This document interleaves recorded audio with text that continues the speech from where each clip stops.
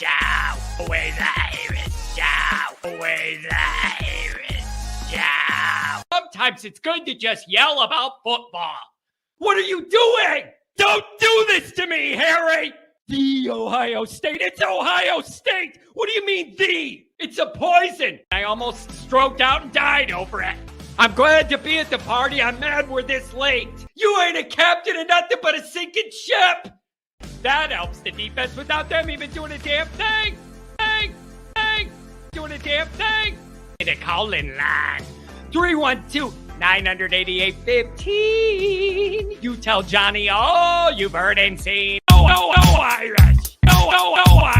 Oh, Irish. Oh, Irish. Irish. Yeah, that's right. Oh, Irish. Oh, Irish. Oh, Irish. Oh, Irish. Irish. Yeah, that's right. Welcome back, everybody. That's right. The sun has come up. Kind of. I'm being as real as I could be. The sun has come up. Kind of. These are rough times. I'm not, I ain't in a good place. Couldn't be this way. Wasn't supposed to be this way. Had to be different. And here we are again.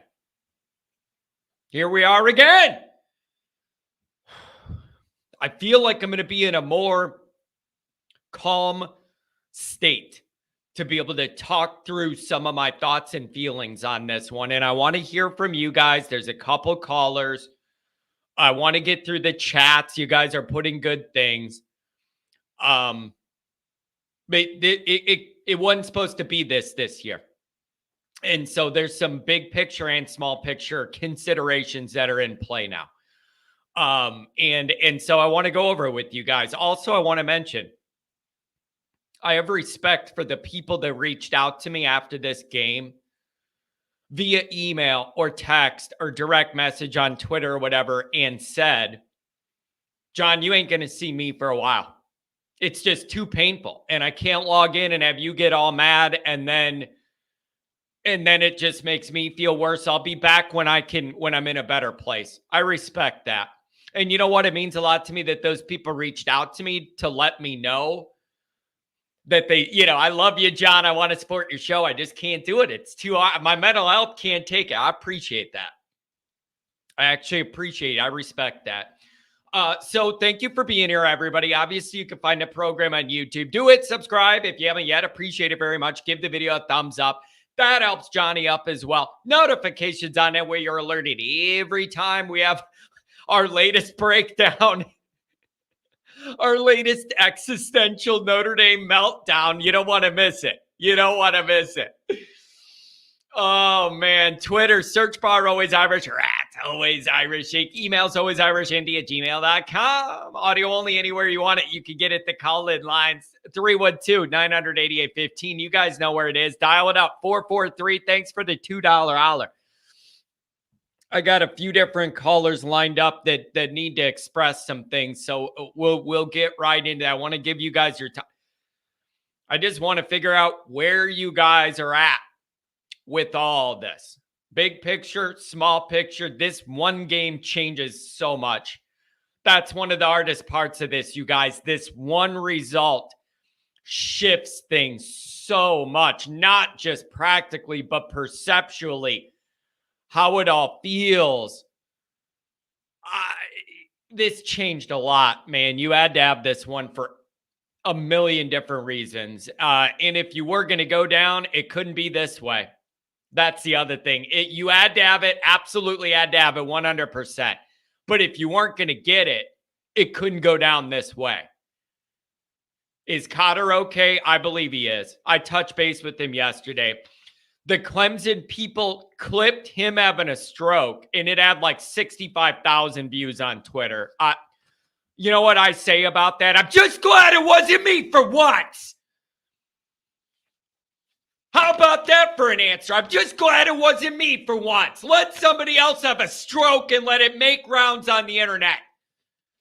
That's what I'll say to that. Good for me, bad for his blood pressure. At least it wasn't me being an idiot for once. Good for him that he got it out. You just reach a certain point where you just break. So good for him that he got that out. And good for me that it wasn't me making the rounds on the internet having an aneurysm. I'm happy about that. Spread it out a little bit. Make it look more normal when it's more than one guy doing it.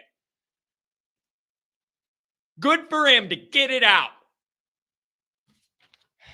The funniest part of that is Pat had an aneurysm and then 1 minute later was like, okay, it's my 10-year-old girl's birthday. You got to get...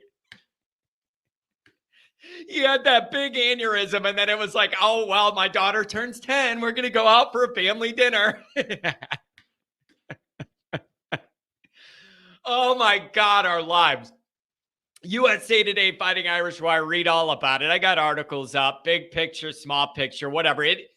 The writing, you guys, the writing helps me. It helps me process my emotions, process my thoughts in a different way than just getting on here and yelling does. It forces me to work through the situations more. When you got to type it all out and think through it, it changes things. It's good for me. Painful at times, but it's good for me to write. It forces me to think about things differently, not just let it all fly. Pat's in here. He's alive. Look at him. He ain't stroked out. Patreon.com/alwaysirish. Mike Goolsby, John Kennedy, former captain, and me. There's no holding back on that program, folks. There's no holding back on that program. Oh, I wanted to do one more thing. Hold on a second. We'll see if the phone lines work today, unlike on the call-in line, by the way. I wanted to show our sponsor again, ndsubwayalumni.com. We got Lou Holtz on here. It's a great community. A Looski instead of a Shotsky for your latest tailgate. Ooh, I like that shamrock hat. The Lou Holtz Signature Series, Honor Lou. We got kids stuff. Listen, here's the deal. The deal is it's almost Christmas and you have all these people that you got to buy stuff for and you have to get gifts for and you have to do all that. So if you're going to do that, make it Notre Dame stuff. Subway alumni, important group to me. Notre Dame would not be what it is without the Notre Dame Subway alumni, among our most loyal and dedicated fans. All right, so join the community run by great people there. Get yourself a Looski for the tailgates, couple shirts for the Notre Dame fan in your life around the holidays. And I'm really happy to be working with them. What's up, Adam? I know Adam's struggling. I've been talking to him all weekend. Okay, let me get a couple of these super chats, and then I'll get to the calls. $2 holler from James 443. You're going to come right up. $2 holler from KD. I'm emotionally bankrupt. I have nothing left. Yeah, that's pretty much sums it up. Let me tell you where I'm at. Now that we're a couple days, day and a half, whatever removed, and I've done a lot of content, all of my content, all my videos, stuff up for Patreon, the writing. It's just, there's no escaping it, is kind of what I'm saying, okay? There's no escaping it, and that's fine. I asked for that, but there ain't no timeout. Here's where I'm at. Emptiness. That's where I'm at. Like, I was really thinking about how I was going to approach all this. Emptiness.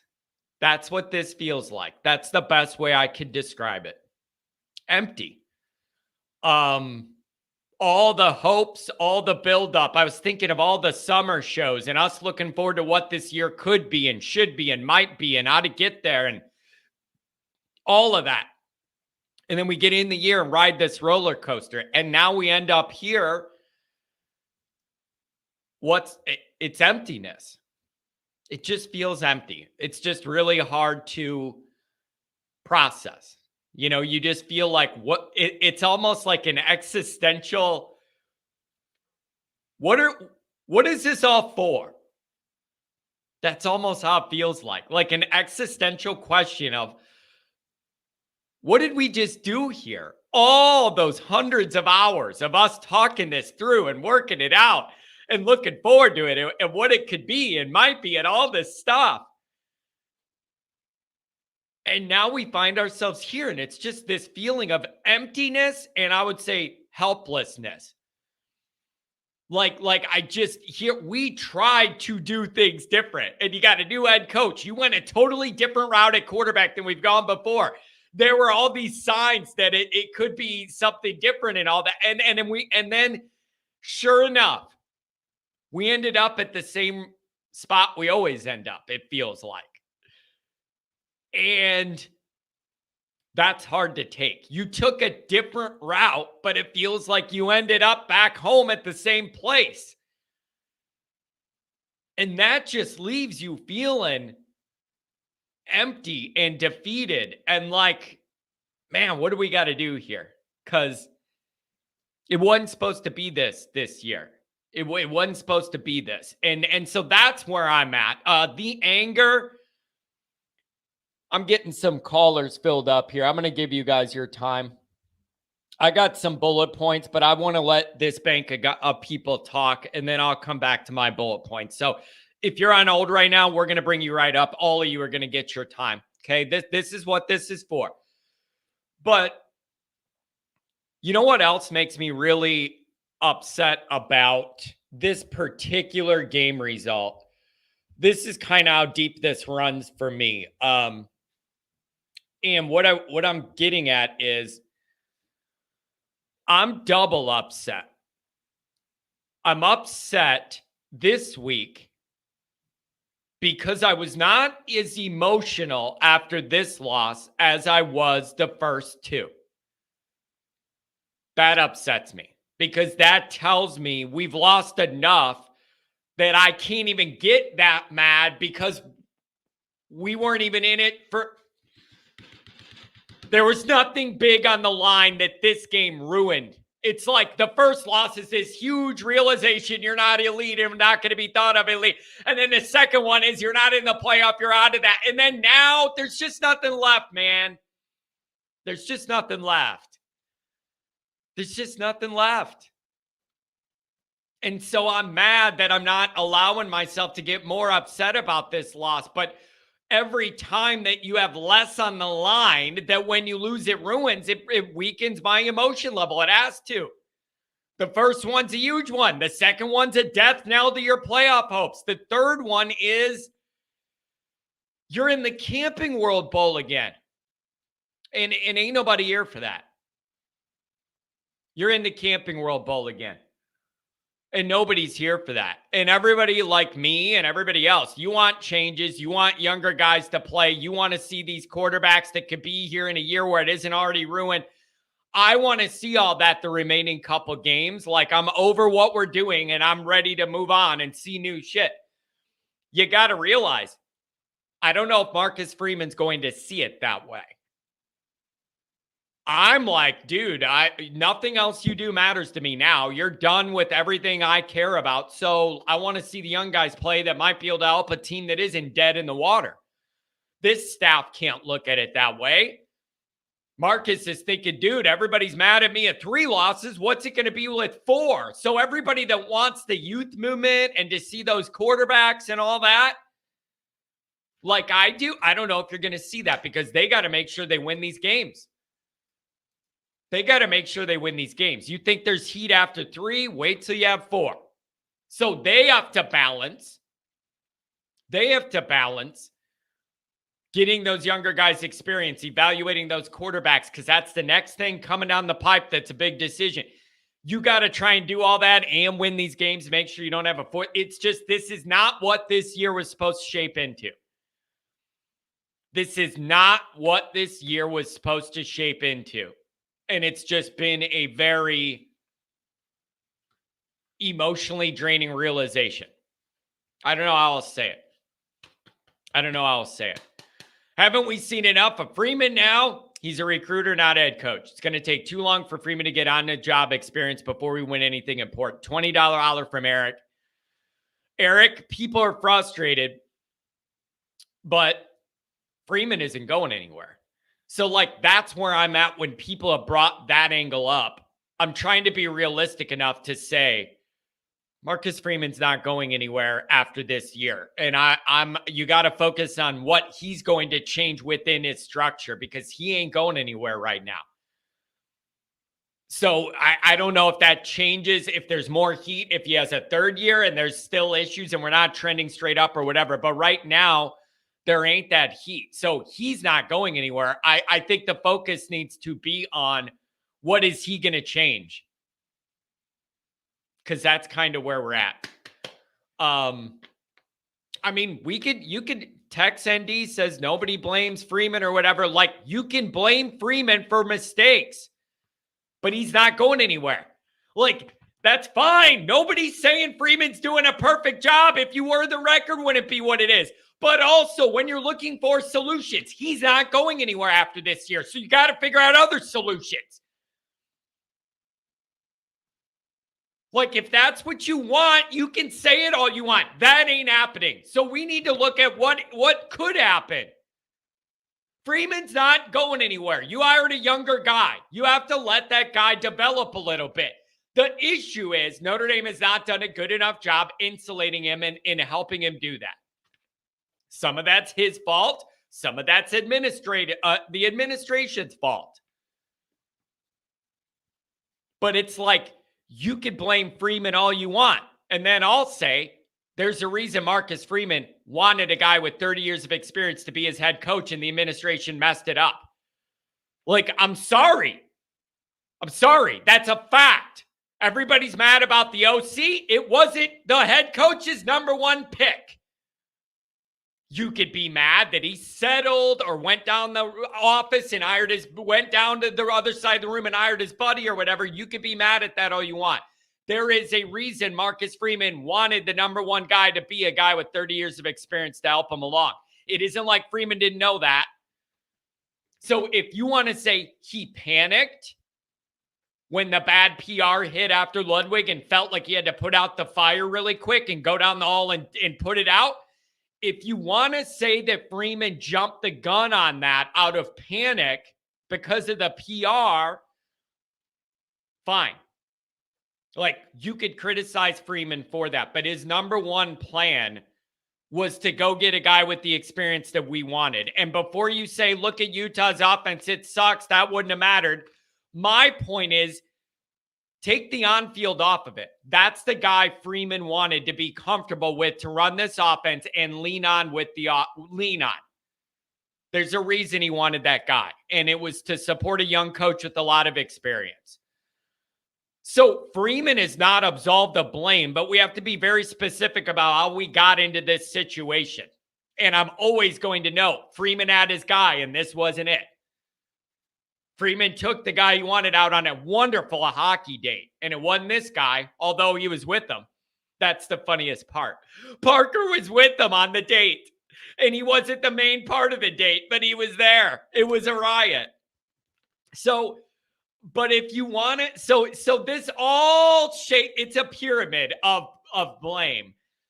And Marcus wanted the guy with the experience and you didn't get it. If you want to say he panicked and then put out the fire too quick to shut the PR down and just hire a guy, you could say that all you want, but this all got messed up from the beginning. It all got messed up from the beginning. All right, couple super chats, and then I'm going to give the callers the time. You deserve it. $5 holler, Dr. Sherry Kelly. The new AD must pay off some other school to take Freeman. Maybe he could coach for the Bears. Team has no discipline. I'm not there yet with Freeman overall. But he's got to run a tighter operation. Like, I'm not there yet overall. Here's what I'm seeing in my brain. In certain circumstances, Marcus Freeman is the perfect guy to crank this thing up and get more out of the program and more out of the team. Follow me here. Like, we've seen flashes of that.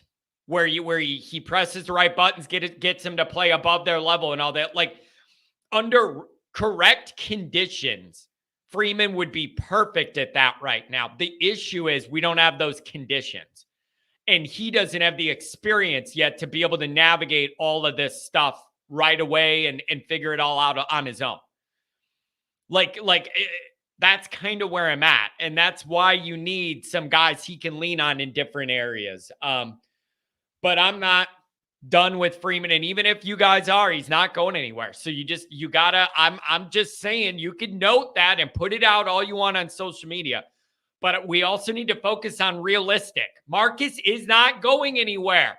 Focus on what he could do with it in his control to move this forward. He ain't going anywhere.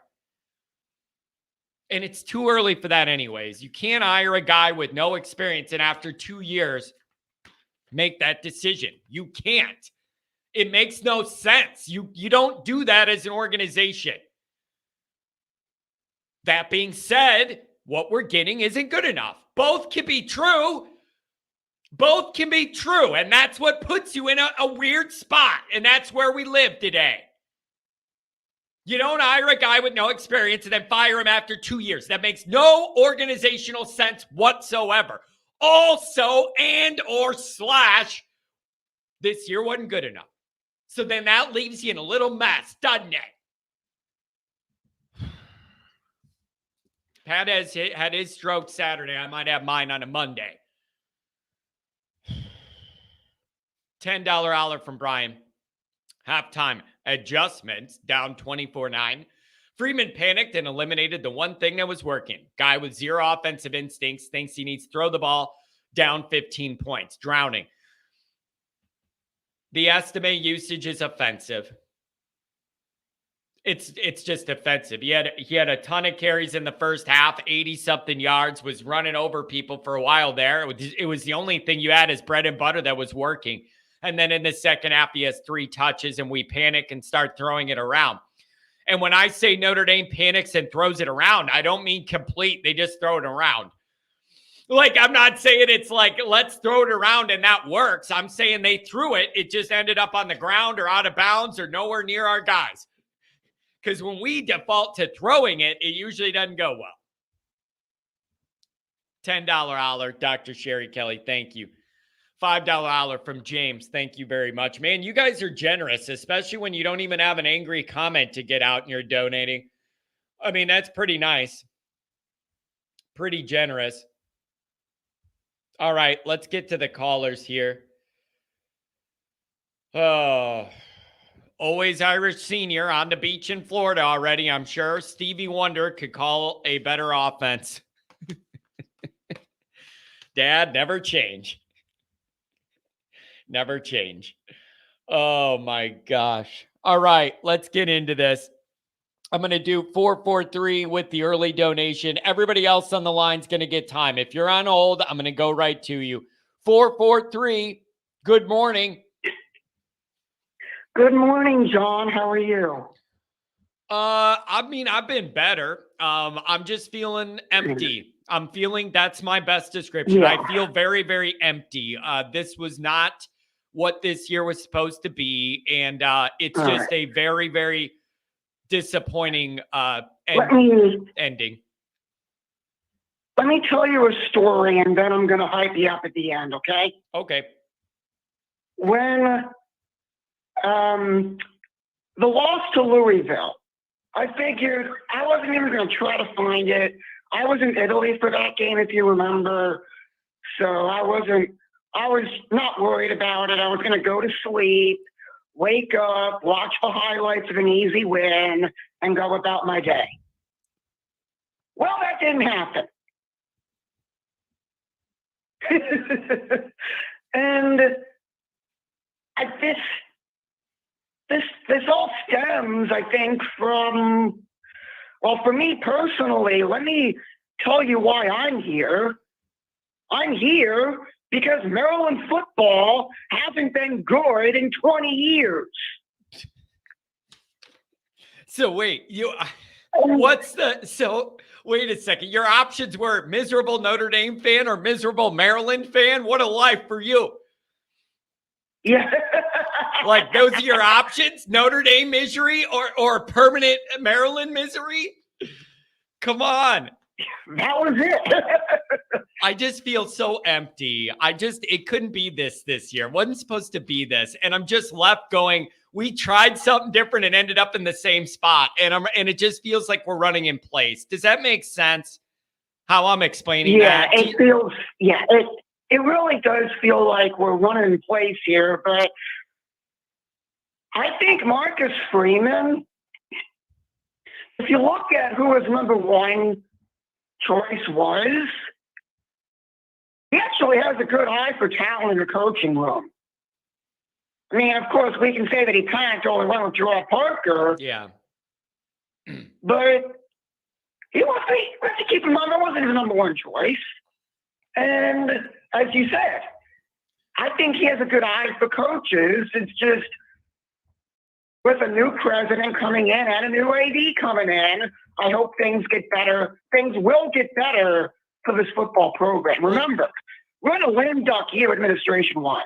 Yeah, that's a good point. That's a good point. We're in a lame duck year. Yeah. Now, let me ask this, though. Let me ask this, though. All right, I get what you're saying with that, okay? And with the new AD and a new president, maybe some modern thinking and all that. Let me ask this, though. Are we sure today, as we all gather as Notre Dame fans, are we sure that Marcus Freeman sees what we do with the offense? Like, I'm not trying to be offensive to Marcus or anything. Are we sure that we're getting a new OC? I don't even want to get that far ahead. I am genuinely asking, are we sure that Freeman feels the way we do about this offense and the way it's going and that he's going to make changes? Are you confident in that Marcus sees what we see and he's not going to double down and go, we need another year to get it all together? Are we sure that Marcus sees what we see? If you think people are mad now, wait till that tweet comes out that we're running it all back. Are we sure we're going to get a new OC? I don't know. Tell me. Yeah, it's like, we can hope Marcus sees what we see. Oh, if he doesn't, what? If he doesn't see this and we run it back, people are going to go ballistic. People are going to lose it. I'm going to go ballistic too. Don't worry. I'm going to go ballistic too. But it's like, I think Marcus knows at this point, at least he should know. But of course, this could be another one of these rookie head coach type things where he doesn't see the writing on the wall yet. He doesn't have an experience to see that. But we can always hope he sees what we see and he can go at the necessary changes to do the necessary changes to make our offense better, at least if not now, then next year. Yeah. And then go ahead. Go ahead. Let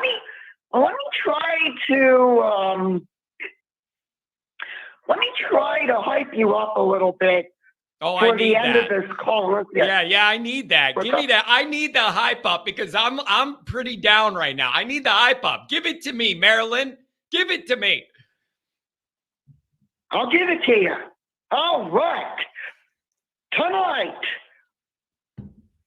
a new era of Notre Dame basketball begins as Coach Micah Shrewsbury leads the Irish against Niagara at 7 o'clock in South Bend. If you're not there, you can watch on ACC Network Extra on the ESPN app. I'm telling you, we're pretty down and out when Notre Dame playing Niagara is the upswing here. Like, no offense, but I get it. But when Notre Dame's playing Niagara and that's the big pump up, man, you know you got something cooking on a Monday. I like the effort, though. I did like the press conference Shrewsbury gave where he said, don't make any preconceived notions about us. Come watch us play basketball and make your own judgments of Notre Dame basketball. I really liked that framing by him. I thought that was a really good press conference he gave when he said, don't make judgments, come watch us. I liked that. I did. Yeah, I really enjoyed that too. And let's enjoy the rest of this season, win out the rest of this season, get to 9-3, which, if I recall, was the record I had expected going into the season in the first place. Yeah. We're doing a very roundabout way to get there, but we can still get there. Yeah. Yep. It's just a frustrating time. And the other thing that's hard for me is other callers, hang right in. I'll come to you. The other thing that's hard for me is it's going to be hard to watch the rest of these games with a positive outlook because there's an underlying tone of frustration so much, but we got to win the rest of these games. We're all frustrated, but you got to, if 3 wins is getting all this heat, what's 4 going to do? Like, you got to get these wins, and everybody's in a testy mood. So hopefully after the bye, the program can at least figure that out, win 3 more games to end the year, the 2 and then the bowl. Hey, thank you for trying to cheer me up today. I needed that. Thank you. I appreciate it. Of course. I will always try to cheer you up, dude. Oh, thank you. I need it. Enjoy the basketball game, and thank you for the donation. Oh, man. Oh, that's rough. That's rough. Niagara and basketball is what's going to save me. So I see this getting some chat.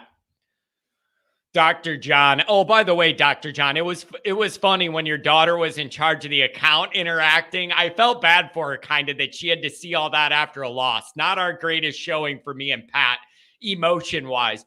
Are we the experts on offense? Here's my answer to that. Fair question. No. I ain't an expert on offense. I'm not an X's and O's show. That's not what I find to be the most interesting part of Notre Dame to cover. My contention would be I don't have to be an offensive expert to know this is really, really wrong. That's my honest answer. I'm not acting like I could draw up all the X's and O's and this and have all the greatest matchups and who needs to pull on this play to make the blocks work. I'm not saying that. But that is really informative to me when you don't have to be an expert to see how bad this is. That's the issue. It doesn't take an expert to know this is really bad and it's trending the wrong way. That's the problem. Like nobody likes people that can identify a problem but not have all the solutions. But that's where I'm at.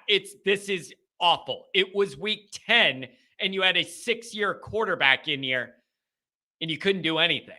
It's just not okay. It's not okay. And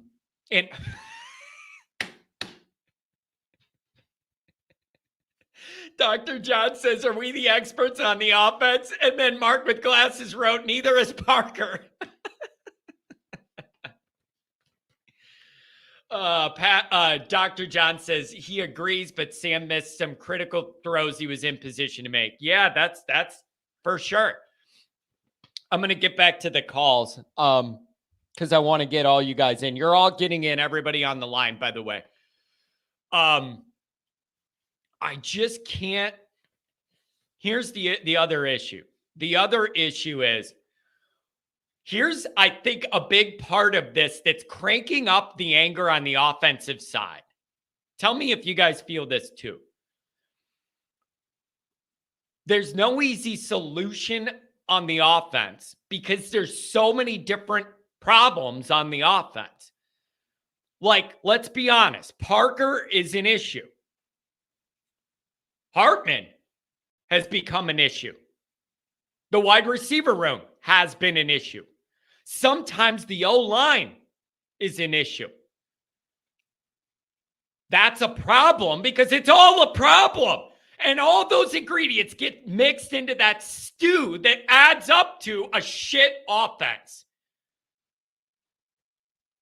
That's an issue for me, man. If it was like everything else was good, but you knew we don't have any wide receivers, whatever, bro, I could deal with that. Like, you could, but when you have 4 or 5 different things that are all a problem, it's all a problem. Parker's a problem. The quarterback's not as good as what you need him to be, and it looks weird, and it ain't what you thought you were getting. And the wide receivers are always an issue. Sometimes the O-line's an issue, especially on the road against anybody with a pulse. That's a freaking problem because it's 4 or 5 different things and you want to point to one thing and go, this will fix it. If we fix this one thing, it'll all be fixed. It ain't that easy. You got problems all over. Man, it's the roughest dynamic. It's just brutal. The consistency. Oh, yeah, Dad's out of Illinois. He's down at his place in Florida. 75, not a cloud in the sky, helps a bit. Hard to say this, but go Irish. I can picture him down by the pool right now, having a late morning beer, just relaxing. Good for you, man. You've earned it. You've earned it. All right, let's get back to the calls. I want to give you all a chance. 773. Tom, what's going on, buddy? Hey, I'm in a pensive mood. I think that's the easiest way to put it, my friend. Yeah. Emptiness, Tom, emptiness. I just feel this emptiness, like we're just not just empty. That's how I feel, Tom. Emptiness here. Well, here's the deal. So I rewatched painstakingly. I took 3.5 hours and I rewatched the game. I was going over play. I think, where they are now. Look, you got usually that lesser bowl game that they're going to wind up in is played on my birthday, which is December 29th. So somewhere in that area, you got 8 weeks.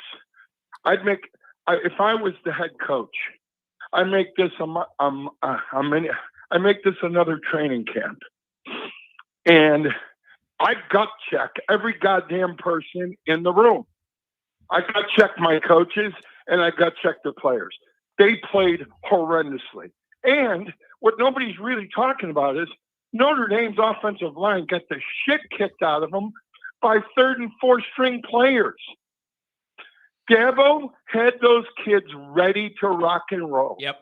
They knew they were up against it, and he used every bit of his coaching experience. Tom. And by the way, his offensive coordinator was phenomenal. In a lot of ways, Tom, it made perfect sense. Like knowing Dabo's history, knowing how pissed off Dabo was, him versus Tyler, the caller, like their record, knowing that they have more talent than like it all lined up to where you can't be surprised because we all mentioned leading into this game, you might be going into a nightmare against a caged animal dying and that's going to come out and try and finish you before they're finished.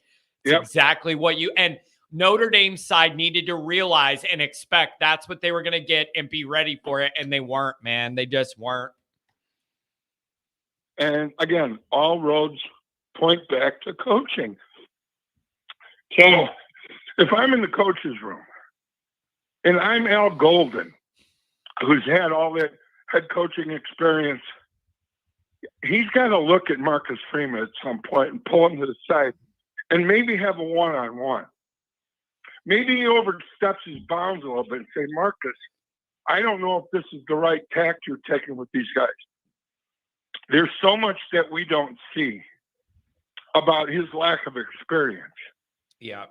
And that's what it's hard for us to put a finger on it. But I got to believe that he's going to have a come to Jesus talk with somebody, meaning Marcus Freeman. Yeah. He's going to sit there and take a true, honest self-inventory of himself, his abilities, and the abilities of his team. And then go back to what every other coach that we've ever had in our lives. If you've ever played on a championship football team or a pretty good football team, and you lose a game that you're supposed to win, and you lose it badly, what happens the first day back at practice? You go right back to fundamentals: blocking, tackling, running. Let's make sure we're running crisp routes. And I think they're losing sight of that. I really do.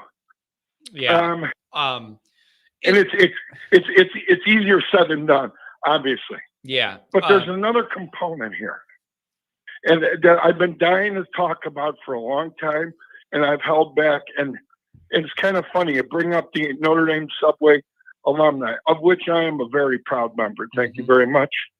And here's the deal at Notre Dame. And for all the Notre Dame graduates and students that are listening, I'm sorry if I piss you off, but this is the truth. Notre Dame going forward now, whoever they hire as the president has to get his hands off the entire football program. You can't let the administration get involved. You're going to have to hand this over to the athletic director, because let's face facts.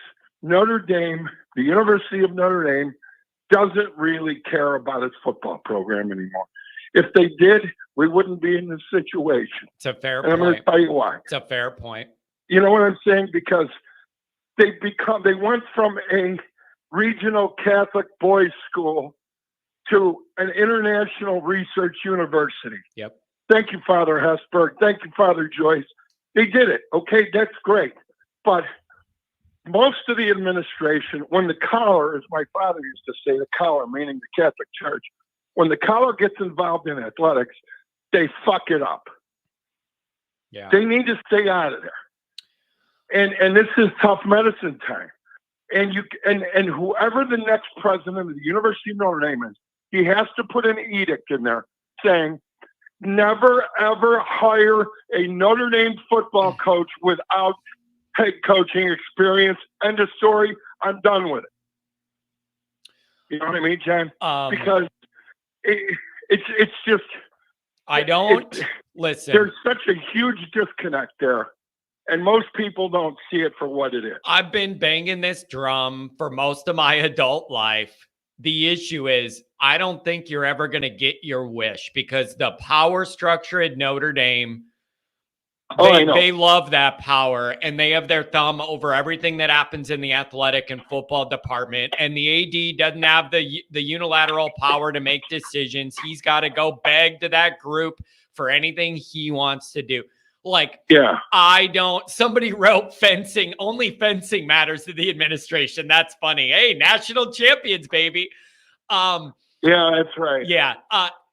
I've been banging this drum forever. And the part that bothers me, Tom, is Notre Dame would not have the brand name, legacy, and power and allure and everything it has. I know. Without elite football success. It'd be a tiny Catholic school near a lake in the middle of nowhere nobody cares about.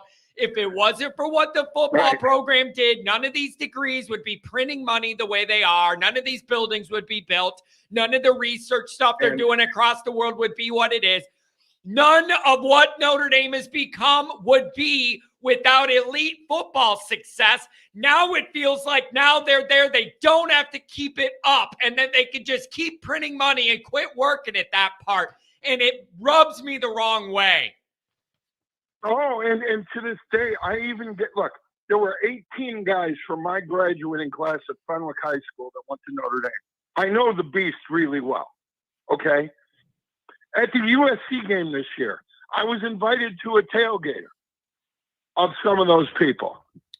And they still look down their nose at us, the Subway alumni. Yeah. But guess what? Guess who goes to every goddamn game? Not Guess them. who watches every game? Yeah. No. And that's what pisses me off. So what I think needs to happen, I'm sorry about the big session about the ND alumni and all that other crap and the administration. But I'm serious when I say this. Whoever the next president is has to put an edict in there to let the professional. Hey, are they going to let a professional researcher run the science department, or are they going to bring in a neophyte? Yeah. Why would you do it with football? Yeah. I'm just done with it. I mean, I think Marcus Freeman, at the end of the day, he is bringing in some fantastic talent. There's no question about it. The kids seem to respond to him and like him. I just don't think he's as good enough a disciplinarian. I could be wrong. I don't see him jumping in their ass like he needs to jump in their ass. Yeah. And you know what I mean? Maybe some of that is him still trying to like feel his way around his head coaching comfort and where he needs to press and not press and pull back and press more.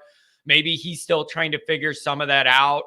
But man, it is really, really frustrating. And like you're bringing up, there are layers to this. Like you look at what happened on the field against Clemson, but then you pull back another layer of the lens and then you go back even more and more and more. And then you start to see how you ended up here and you can kind of see it. And Tom, there is hope though with the new president, maybe a younger, more modern one, and the new AD. Maybe they will approach some things differently. But that big board at top, that ain't changing. That big board isn't changing. They're not. I know. And their mentality isn't going to change. Their MO isn't going to change.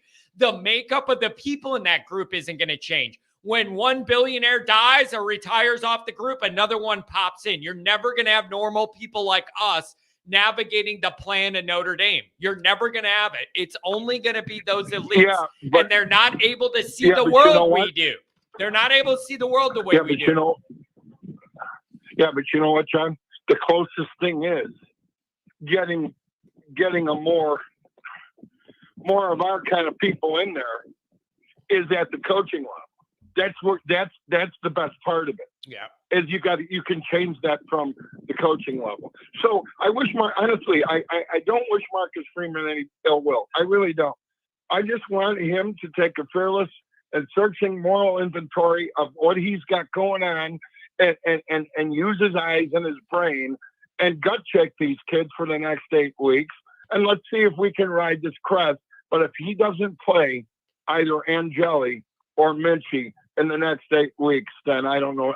Then God help him. It's That's all tough. I can tell you. Tom, it's a tough dynamic. You think the pressure on Freeman's big with 3 losses? He knows he can't afford 4. We all want to see youth in these other quarterbacks. He's got to win these games. But does a 4th loss? Does a 4th or 5th loss mean anything? It does more to Freeman than it does me and you. That's the honest to God answer. It doesn't matter to me. You're dead. All your goals are dead. I would rather you lose one more of these games and I get Angeli with the full half and Minchie with the full half to see what the future is than to win them with Hartman and it gets you nowhere. But I'm not the coach. I know. And it's a tough dynamic. Dynamic. It is. There's so much that we don't see. Yeah. But a couple of the things like our boy at Irish Breakdown, Brian Driscoll. Now, I think he's probably the best analyst that Notre Dame Nation has because he really breaks down the films and he went and he systematically saw what was going on in the game on Saturday. And again, they're kids, they're human beings. They're going to have letdowns. The difference in the time going from night games to the day game and At the end of the day, they didn't perform, and whose fault is that? Yeah. It's the player's fault and it's the coach's fault. He didn't have them ready to play. So now he's got this. I think this 8 weeks left is kind of a bonus going into spring football. That's the way I got to look at it. That's fine, but they need to operate that way too and find out. Tom, here's where I'm at with that. They need to thread the needle between not losing anymore and getting everybody else experience and the quarterbacks as much as possible in the final 3 games. And that's a very, very tough ask, but that's what I need. I need you to not lose and get these other guys that are going to be around on future teams, more experience. And you have to get a good evaluation on these quarterbacks. And now you have a chance to maybe play them. So it's Tom. It's not a good place to be. Not a good place to be, buddy. No. Hey, listen, good talking to you. We got another bye week. Oh, boy. Yeah, I know. Can't wait. That's going to be great. I'm sure it'll be nothing but positivity written and talked about over the bye week. Tom, I just want to say, man, it's good connecting with you, though. I know how much this all means to you, and I know how much it hurts all of us. But I'm glad we connected, man. I know how serious you take this stuff. Thank you. See you later, brother. Be good to yourself. Yep. Thanks a lot. I appreciate that. Oh, man, it's never good when I get people that call in sometimes and they're like, John, I just wanted to check on you. How's your health? Oh, man. Text said deep. 6 drives for 23 yards to close out the game. Awesome. Like, bro, it's not even the real world. Like, there's like, you didn't do enough to win the game and earn a win or whatever. You got a bad break or whatever. Like, the way we're running this off, it's not even in the real world. Like, when I'm looking at the real world, you're off it. You're off it. Like, it's that bad of an offense. You're not even in the real world. It's really, really tough. It's really, really tough. But the issue is, I want to see those quarterbacks play. I want to see the young guys out there. I want to see young defensive linemen making plays. I want to see those younger linebackers. I want to see Angeli get a half. I want to see Minchie get a half. Freeman can't operate the way I want to operate. There's nothing else that happens this year that matters. You're done. You're not playing for anything I care about. You are dead. You're buried. This is a funeral. I want to see the guys that haven't had their season ruined yet in future years get better. He's got to win these games, though. So we're going to bump right up against that. I'm sorry, but I don't need to see Sam Hartman do anything anymore. I'm not being a jerk. I'm glad Hartman came here. It was probably the right move. In theory, it made all sense. We wanted to see this going. But I don't need to see Hartman do anything else. His usefulness is up, and I mean that respectfully. We benefited him. He wanted to get a better NFL profile, make a bunch of money behind the scenes. That's all fine. He benefited, and then we thought maybe we'll get a playoff run out of this quarterback, lightning in a bottle, 1 year type deal. It all didn't work out, and your usefulness is no longer here. There's no development with Hartman in the team. It's over. This was a one and done, lightning in a bottle, make a playoff run. Hartman leaves, you figure out what's next. Now that you didn't even make it to the end of the year and that's all dead, I have zero interest in seeing Sam Hartman play quarterback in Notre Dame anymore. And I mean that respectfully. It's no disrespect against him. My loyalty is to Notre Dame, the program, not any individual. And the best thing for the program now is find a way to win these remaining 3 games and also get the younger guys play and get those quarterbacks evaluated in real games, real snaps that matter. We're in a shitty spot, you got. We're in a really rough spot. Freeman's got to thread that needle, and it ain't easy. This is rough. This is rough. All right, we're going to get through the call. I got 765. Rodney, 818 coming up after that, 260, and a bunch of others. What's going on, 765? Good morning. Hey, John, it's Matt Miller. How are you doing, sir? I'm doing okay. Matt, thank you very much. You are here for almost every one of these with always good comments and stuff, and I appreciate your loyalty. Thank you very much. I was going to tell you the same thing. Thanks for being here for all of us. The Patreon's awesome. We love the content with Goolsby and all that stuff that goes up there. Honestly, I pay the $50 a month because it's cheaper than going out and talking to a professional psychiatrist over some of this stuff. So, hey, did I see you right? Was that you that wrote that last night in the comments? Somebody wrote it. I got to that comment. It was hilarious. I was going to write the same thing. Oh my God.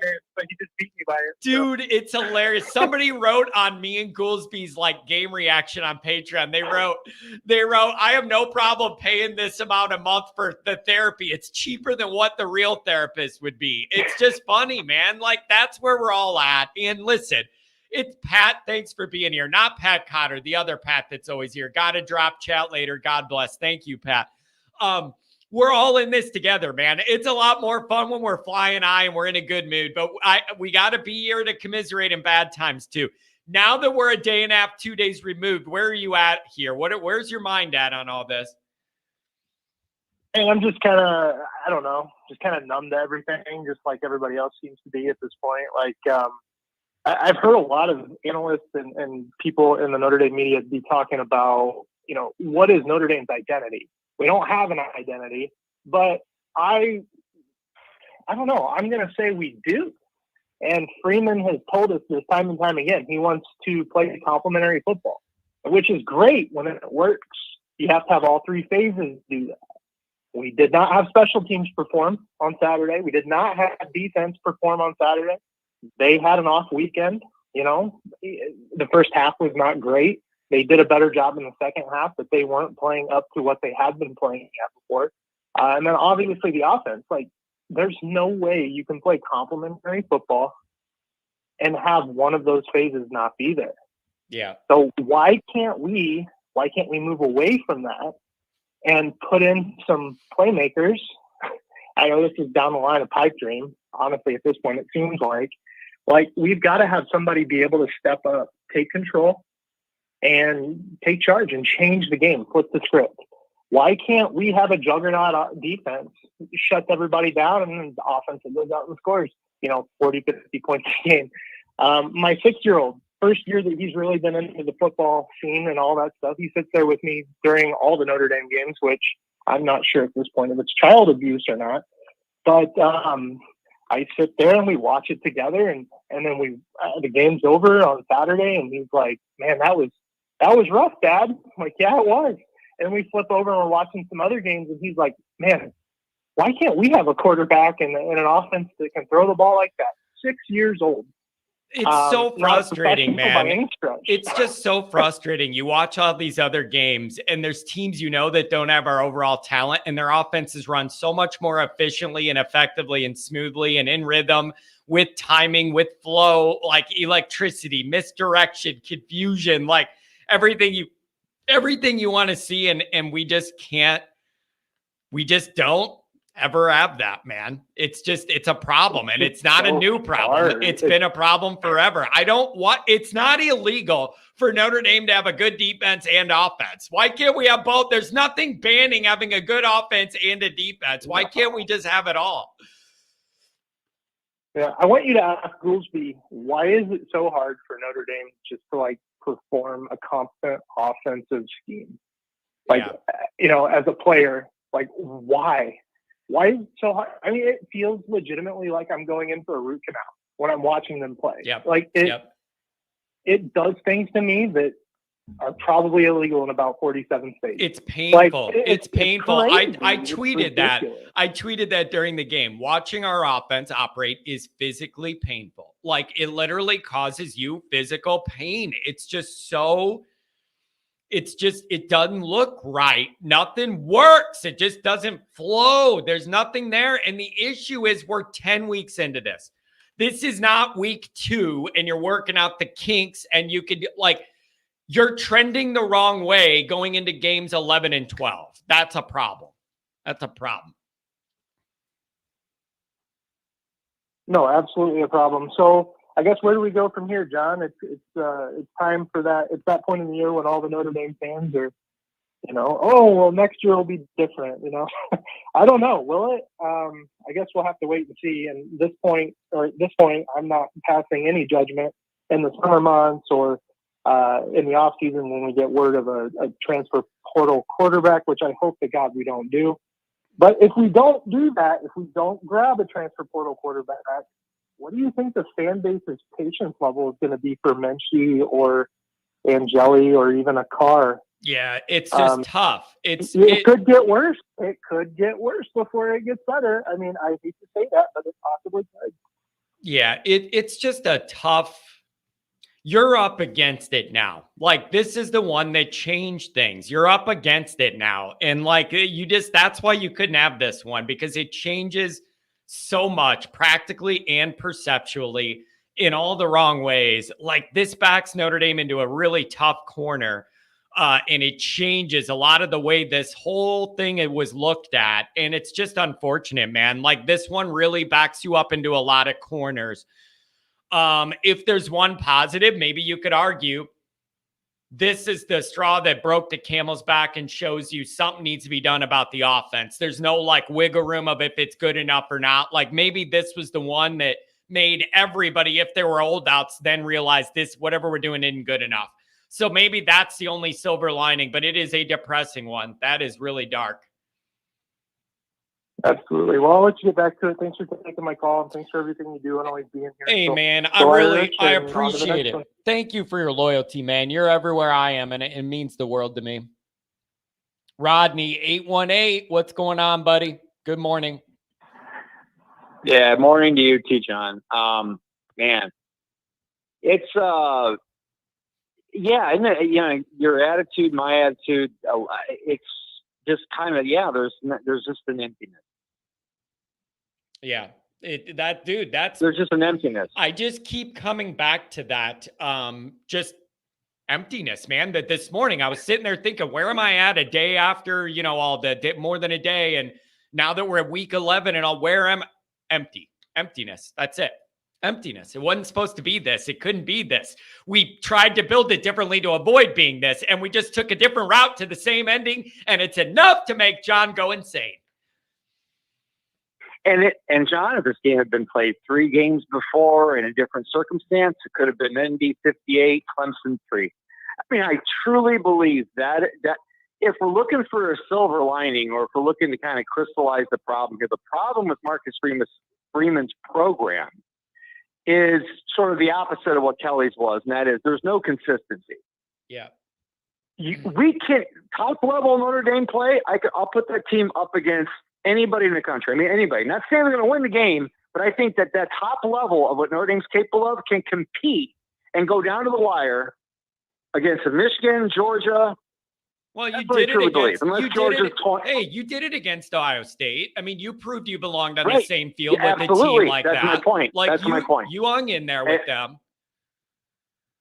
But you also can see what happens when they're playing their worst, a la Louisville, a la Clemson. I think to a large degree, I think the Duke game was a tough game. I mean, I think, you got to kind of flip-flop that with Ohio State. I mean, we probably shouldn't have won that one. We did lose Ohio State. We probably shouldn't have lost that one. But can I bring things back, John, to a little bit of, a reality check, but also some silver lining here. And that's not just, I honestly believe this. I'm going to throw out some records to you, all right? And then I'll get to the point really quick, so I don't want to bore you with this. Okay, this is one coach's record over 6 years: 10-3, 10-3, 8-5, 10-3, 9-4, and 2-4. That was the pandemic year. Okay, here's another coach's record. I'll go like 7 years here: 8-5, 8-5. There was 12-1. 9-4, 8-5, 10-3, 4-8, 10-3 until things, 12-1, 11-2, 10-2, 11-2. First one was Jim Harbaugh. Second one was Brian Kelly. 4-8. Those were two coaches. I laughed when I heard that 4-8. Yeah, 4-8. But I mean, Harbaugh's years, he wasn't blowing anybody away either. His first 6 years there, man. Harbaugh had a lot of coaching experience. Got a team to the Super Bowl. Had the Andrew Luck, Stanford 12-1 team. Obviously Brian Kelly was a coach for 20 years before he took the Notre Dame job. These were his years. Let's take a deep breath here and look at the reality of the situation. Last year we were 9-4. Probably should have been 9-4 should have been 10-3. That's what I feel like. Yeah. This year we are 9. We're probably going to be 9-3. I mean, unless things get really bad, we think we should have been 10-2. He's won, and I said again. The thing I was worried about, the thing I tried to bring up, this is a coach in his first tenure for Marcus Freeman as a head coach, and it happens to be at Notre Dame. We have to understand there are going to be growing pains. Okay, Ryan Day hasn't had to deal with that nearly. He did lose to Michigan, a couple of years in a row, and heard dismay. And, he had a couple of bad stinkers, in regular season games against teams they shouldn't have lost to. But for the most part, Ryan Day's been pretty dominant. But Ryan Day was already coming from a program that had been consistently dominant for about 20 years. Yeah. I mean, a program that was always in the top 10, many times in the top 5, many playoff appearances, many New Year's 6 wins, that kind of thing. So we were assuming that Marcus Freeman was going to take over and he was just going to be this coaching savant. And, now we're going to be 11-1, 12-1, 12-0, maybe a playoff run every year. And the reality is, I said, man, I think Freeman will get us there, but the improvement's going to be incremental because he's learning on the job. Now, I think if we look back at last year at this point, we can honestly say and this is why I'm saying that I do believe there's been improvement.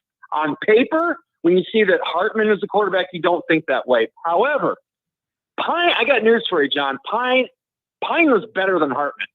And I'm just saying, statistically, slightly better. I mean, like razor thin better, razor thin. But I actually think Pine was better than Hartman at this point. So taking that out of it and looking at the rest, we didn't have two. Again, we got to play Stanford still. We got to play Wake Forest still. But assuming we could win those games, definitely our losses against Louisville and Clemson, and even our win against USC and the end of the game against Ohio State is still better than last year. So the improvement is tangible, in my opinion, because if we just looked at this record with Hartman, we would assume, and not knowing anything about the team, not seeing any scores, we would assume that the offense is really good and all the defense must have just taken a step back. If you just looked at that, that is not the case. Defense got better. The offense got significantly worse. And so let's look at the big picture here. Let's see what's actually happening. The Parker-Hartman combination is a absolutely horrendously bad fit. It's horrendously bad.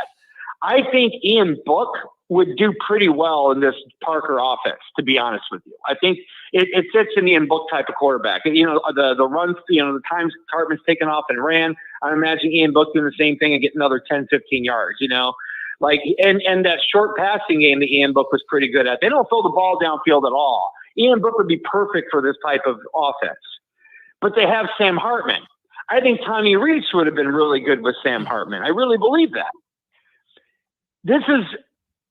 Whatever happens with Parker, dude, it's like I said to you in the text, John, a couple days ago, just go out and get a good offensive coordinator. How freaking hard is it, man? Just go out and get doesn't have to be great.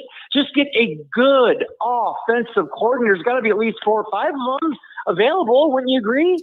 Are you sure that Freeman is going to make that move? I keep asking that. I don't want to get ahead of myself. Sure. I don't want to get ahead of myself. I'm just asking if we're sure that he sees what we see and he's going to make that move. If he doesn't, I'll say this though, John. If he doesn't, people are going to lose it. People are absolutely going to go ballistic if he doubles down on another Parker. People are going to go ballistic. You remember the Mike Elston game? The against Oklahoma State. And Elston had that one bad defensive performance where he just fell apart in the second half, and everybody was glad that they didn't bring him back. I mean, Parker has had game after game after game after game after game to prove that this isn't as bad as it looks for a couple games in a row, and it's just gotten worse. I mean, I honestly think, don't you think there's no way? I mean, I saw Hartman, I saw his highlights, and I saw the interceptions too, so I saw some of the downs. He was much better than this. Parker's been bad for Hartman. I mean, it's like, yes, I agree. I do, was he coming here for the right reasons? I think to some degree he was. I think Hartman also saw, hey, go to Notre Dame, maybe a national title run. I think that he legitimately factored that into it. Yes, he got a great NIL deal. Great. Good for him. I would do the same thing. But I think he also thought he was improving his NFL stock, playing for a marquee team like Notre Dame. Oh, and I'll get this great NIL money. Oh, and I can possibly win a national championship. I mean, I don't blame him for coming, but it was a bad fit. And I don't think anybody saw that coming, man. Yeah. And I'm sorry, Chance Stuckey, and I'll agree. It could be more. Hartman's just playing like crap right now, man. I mean, you can tell there's something wrong with his head. Like I said, that fit there is bad. It is a horrible fit. And because look at John, the beginning of the year, look at where it was at the beginning. I got a feeling that was more where it just goes to prove you see a guy in the 6th year, you assume it's going to get better. If you have the wrong fit, and it goes to show some of these quarterbacks that go into the NFL and then play like crap, and you wonder if they had gotten on that team or been drafted by this team, maybe that doesn't happen at all. Maybe if Tom Brady is drafted by the Bears, he never becomes Tom Brady. We never hear from him again. I mean, it is so important who you match up that with. You know what I mean? And this was these are just observations, man, that I'm like, I think this program is actually in a pretty good spot. if we fix this thing, and also this lack of consistency, man, where Freeman's got to figure this one out, man. Yeah, I mean, it's like the last year, swings are too drastic. They're too big and they're too way drastic. too drastic. Yeah, they are. I mean, last year They it was are. at home where they were playing down to the bad opponents, right? And this year it's on the road against the, I don't know what it is, man, but that's really all I got for you today, man. Just a lot of things, just a lot of ruminations about this team as a program. I think it's in, I'm trying to put it in perspective too, at the same time identifying what's wrong. It's pretty obvious what's wrong. Go fix it. It doesn't take a rocket scientist to fix this problem. Just get a good offensive coordinator, right? I think that the quarterbacks coach, Gino, I think he's good. I just think that Parker's screwed Hartman up, and vice versa. Maybe Hartman's bad for Parker. It's just not a good fit, man.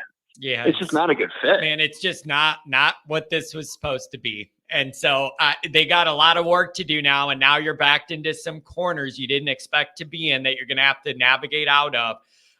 There are big decisions, Ed, for Marcus Freeman that are going to impact his coaching legacy as a head guy. Got to figure it out. Rodney, thanks for touching base, man. Thanks for calling Saturday night and then today with your thoughts. Appreciate you. Yeah, you too, buddy. Take care, John. Have a good one, man. Try to stay hanging there, man. Yeah. The program's not that bad off, man. We just got to fix this problem. Take care, bud. Hey, thank you. There's a little positivity, man. He had a little, wasn't totally depressed. Christopher Morgan, $10 hour. Like you, John, I just feel numb. Indy needs to pony up and open up the wallets, pay to get back Brian Mason, get Andy Ludwig here by any means, make Parker the tight end coach, and keep Al as DC. Listen, look at it this way. If Freeman wants to make a OC change and a big splash or whatever, you have the new AD and the new president you would be working with. I mean, all you got to do to sell that is look at what happened when you guys wouldn't let me get the guy I wanted with the experience. Look at what happened.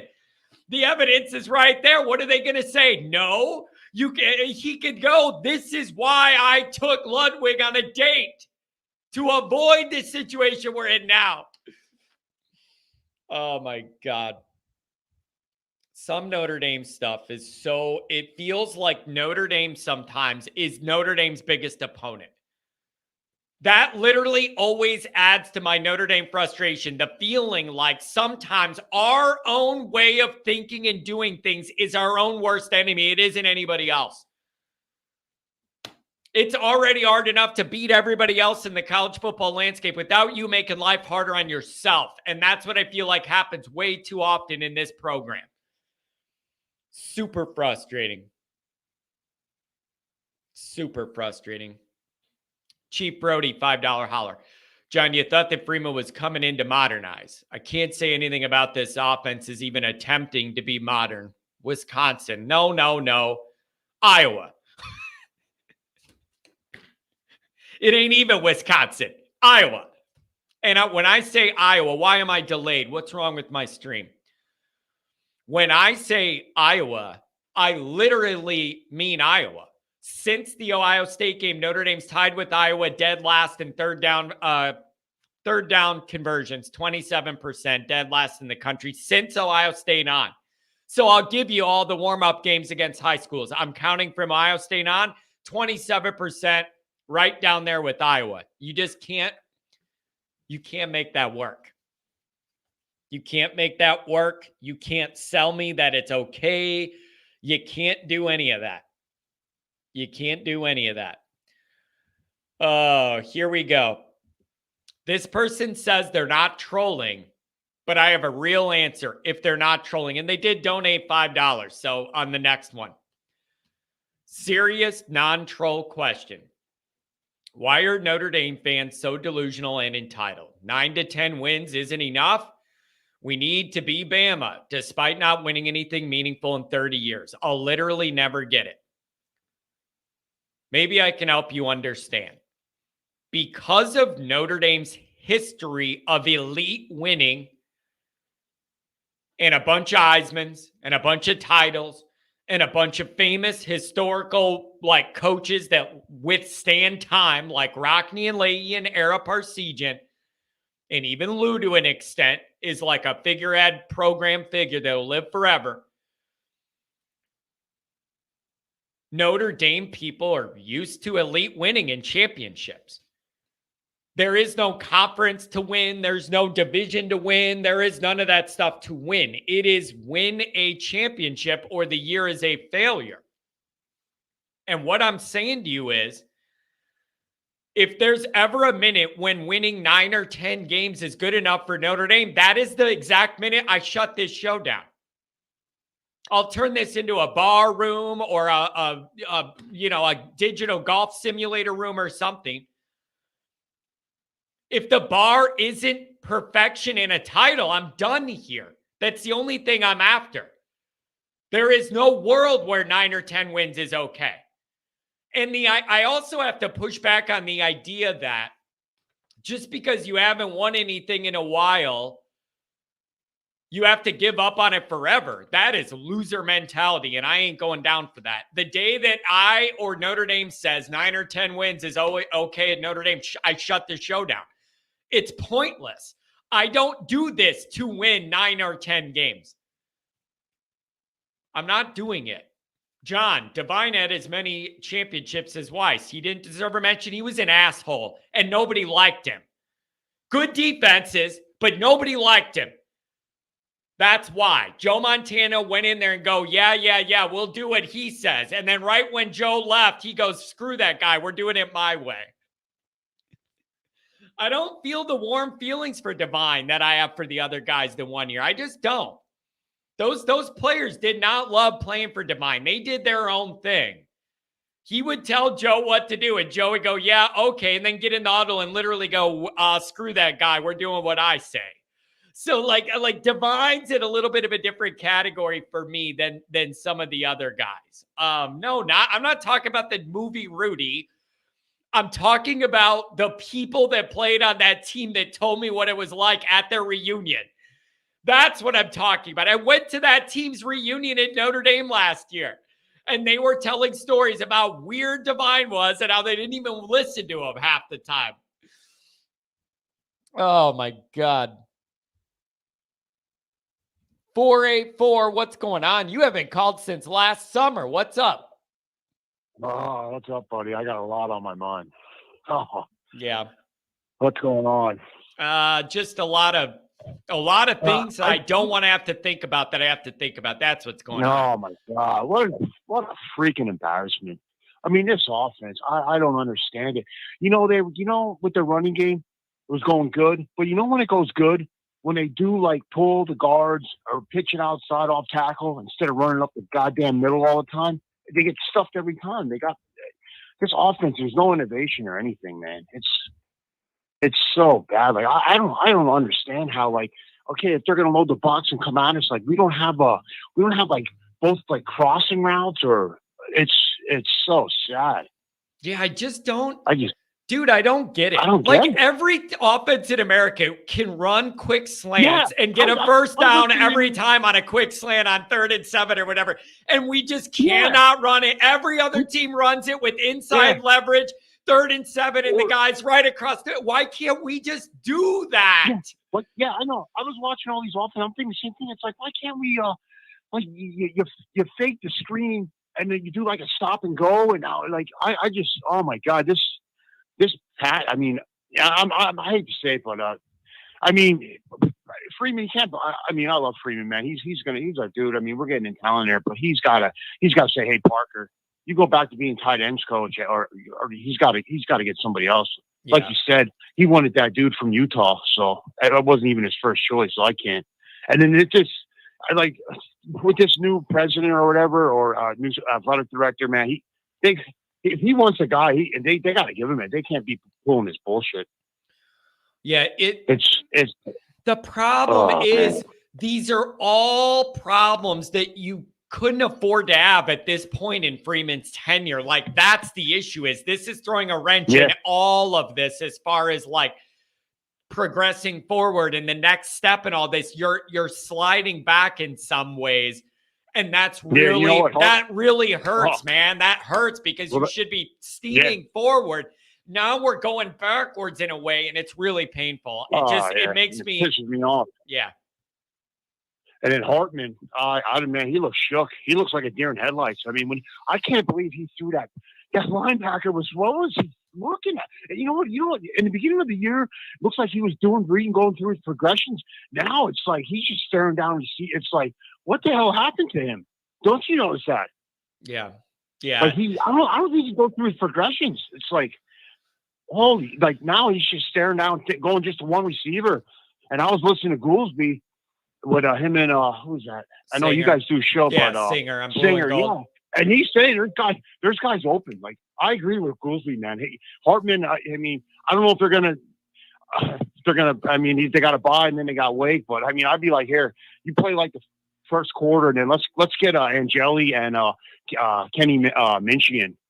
Because I mean, I'm sick and tired of just going through this freaking quarterback portal. Man, it's frustrating. Develop the guys you got. Did you see in the post game when Freeman said that Hartman got spooked after that early interception? He's been there for 8 years. You can't be I saw that too. I'm like, bro, can't be a 6th-year guy and get spooked over anything. You're not allowed to get spooked after your 6th year. You need to be spooked out. You need to be spooked out by then, man. If he's 6-year guy and he's spooked out, I'd be like, all right, I'd be like, I'd go with Angeli. Or I mean, when he said that, I'm like, come on, the guy's been there forever. 6 years. I thought he saw everything. That's why you brought him in to throw the ball down the field. Now they don't even do that. They'd be better off with Pine or Buckner like they had last year. It's not any better. It's really, really a tough dynamic. I did like, you know what else? Like, I just don't understand. Like Parker, he can't be the offensive coordinator because when they ever do like the RPOs or they do like the fake pitch or the bootleg, that stuff works. I don't know why they just. Oh my God! How about this? I don't know. How about this? Two play actions out of 36 dropbacks. That's incompetence. You can't. That's incompetence. Like when you want to be like a run first power running team, whatever. You need play action to keep that defense honest. 2 out of 36, man. No, that's basic stuff. It's basic stuff. I know. It's so frustrating, but it's like, dude, these coordinators are getting paid millions, and like, how can they not see? Like, I can see this at home. Like, this shit ain't working. It's like, dude, you want to be a power running game? All right, well, you incorporate the play action and how about a freaking like a deep post or can't do that. The wideouts go deep. It's like, oh man, I watch these other offenses and it's like, what the? I just don't. What the hell? Dude, it's so damn frustrating. And there's just and then you just keep doing the same thing and it doesn't work. And then you do the same thing again and it doesn't work. And then you do it again and it doesn't work. And then you do it again. Yeah. It makes my head explode. Oh, yeah. It's so freaking frustrating. And another thing too, I want to see. I know we got receivers that got talent. I mean, I don't know why they don't play that Braylon James. That dude's a speedster and he's like 6'4". He got in the pit game. It's like, come on, you're telling me? I got news for them. I got news for these people. Crosswalk on. That guy is making more plays than anybody else in the passing game. Is the lacrosse walk-on is the guy I might say I trust to actually have a little shimmy in him and make something happen. It's the lacrosse guy. Oh, yeah, that's where we're at, buddy. That's where we're at. It's so sad. It's so sad. And now, what's up with Dion Colsey? He just played the Navy game and took. I'm done for the rest of the year. Like, what's going on with him? I don't know. Yeah, there are problems. I would play. What would you do the rest of the way, man? What would you do the rest of the way? We got to try and win these games and get other guys experience. Now, how do you thread that needle the rest of the way? I would definitely. I mean, and these linebackers too, man. Do they play like shit? I would play Sneed. I mean, I would start him, but I would definitely get in all the Sneed. Is Ziegler healthy? I'm bringing that Josh Byrne or whatever. Like I don't know, man. I would do that. Incorporate and then with the offense, I would say like Hartman, because I know he's going up against Wake Forest. The thing I say, hey, man, you get a quarter. I want to see what else you guys got, because I thought Angeli when he came in against Pitt. I mean, I know it was against Pitt, but they were doing all like I thought he looked pretty good. Yeah, it's getting man, the ball it's, out quick, reading the progressions, hitting the slant. He hit that. That's when it was. He hit Braylon James. It was like a 12, 14-yard slant. Man, this is just, this cannot be where you're at right now. Like, I just keep going back. It's so frustrating to be in this position at this point in the year. And it just changes all of the talking points and all of the narratives and it just feels like you're going backwards or you're swimming in place, running in place, whatever you want to say. It's really, this is a bad spot to be in, and there's no easy way out. And it's going to be a grind the worst of the year. People are going to be pissed off. This is a grind. Dude, like nobody's up for these remaining 2 games. Like the second one little bad thing happens, everybody's going to lose it. Nobody has any patience anymore for anything. No, me neither. I mean, that's what I was looking forward to. If they would beat Ting, going 10-2, going to New Year's 6, getting that. But now it's like, what do you got left? Wake and Stanford. It's like, yeah, if they lose at Enter, then people are really going to lose it. Oh man, so this is a struggle. Anything else, my friend? You haven't called since the summer. Thanks for touching base. Good to talk to you again. Yeah, no, I tried to get into one time, and I think I was listening to thing, and then I don't know what happened. My phone got disconnected or what, but no, I just wanted to call. I really wanted to call in Saturday, man. I like when Pat went off. That was awesome. Yeah, he lost it. I was just glad it wasn't me for once, man. It made me feel really good to watch and be like, yep, it's happening, but it isn't me. I like it. That made me feel good.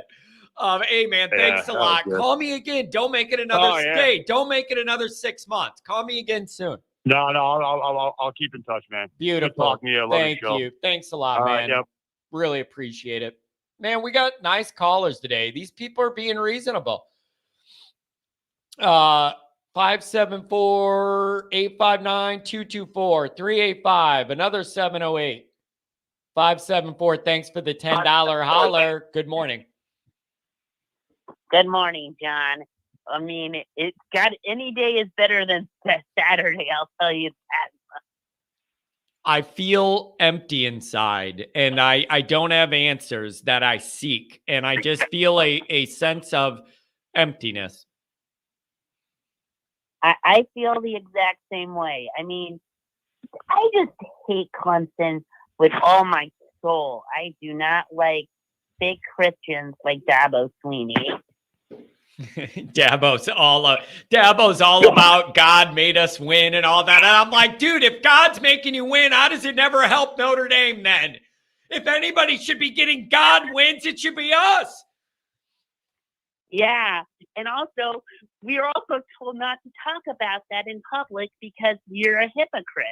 And that's what Dabo is. Man, this one was the one it couldn't be, my friend. And it changes the dynamic and it changes the way we're looking at all this. And now there's just way more questions we didn't want to have. And it's really frustrating. It just is. Yeah, it's just a bad situation all around.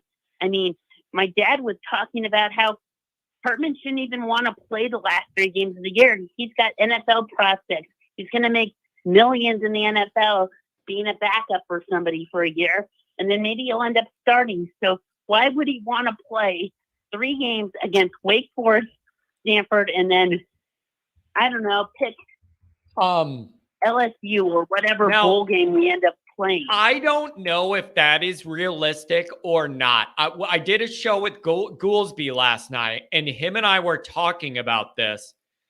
And I don't know whether this is legitimate or not. Number one is some people are thinking he isn't even going to go to the NFL. He's not even that good. Don't worry about it. Other people are thinking he should go do that and train now that we're not playing for anything. And then other people think he should just not play because we need the other quarterbacks to play to see about their development, and Hartman's done. And then other people think you can't do that because they don't trust those other quarterbacks as much as they do Hartman, who nobody trusts anymore anyways, and you don't want to lose any more games. Every single part of this is a problem. I know this is a terrible situation to be in. You don't want to be in a situation where you don't even know who your quarterback is. It just sends out the wrong message to everybody. This is just not where you could end up being. Let me ask you this. Do you believe that Marcus Freeman sees what we see, and then right after the Stanford game or whatever, we're going to announce that Parker's the good tight end coach, and he's going to be the best tight end coach in America, but that we're going to get a different OC? Or do you think he might double down on this and go, we just need another year to get it all together? I am not sure where Freeman's at on this. Do you have any feeling? Here's the thing about the situation. Those things are public press conferences.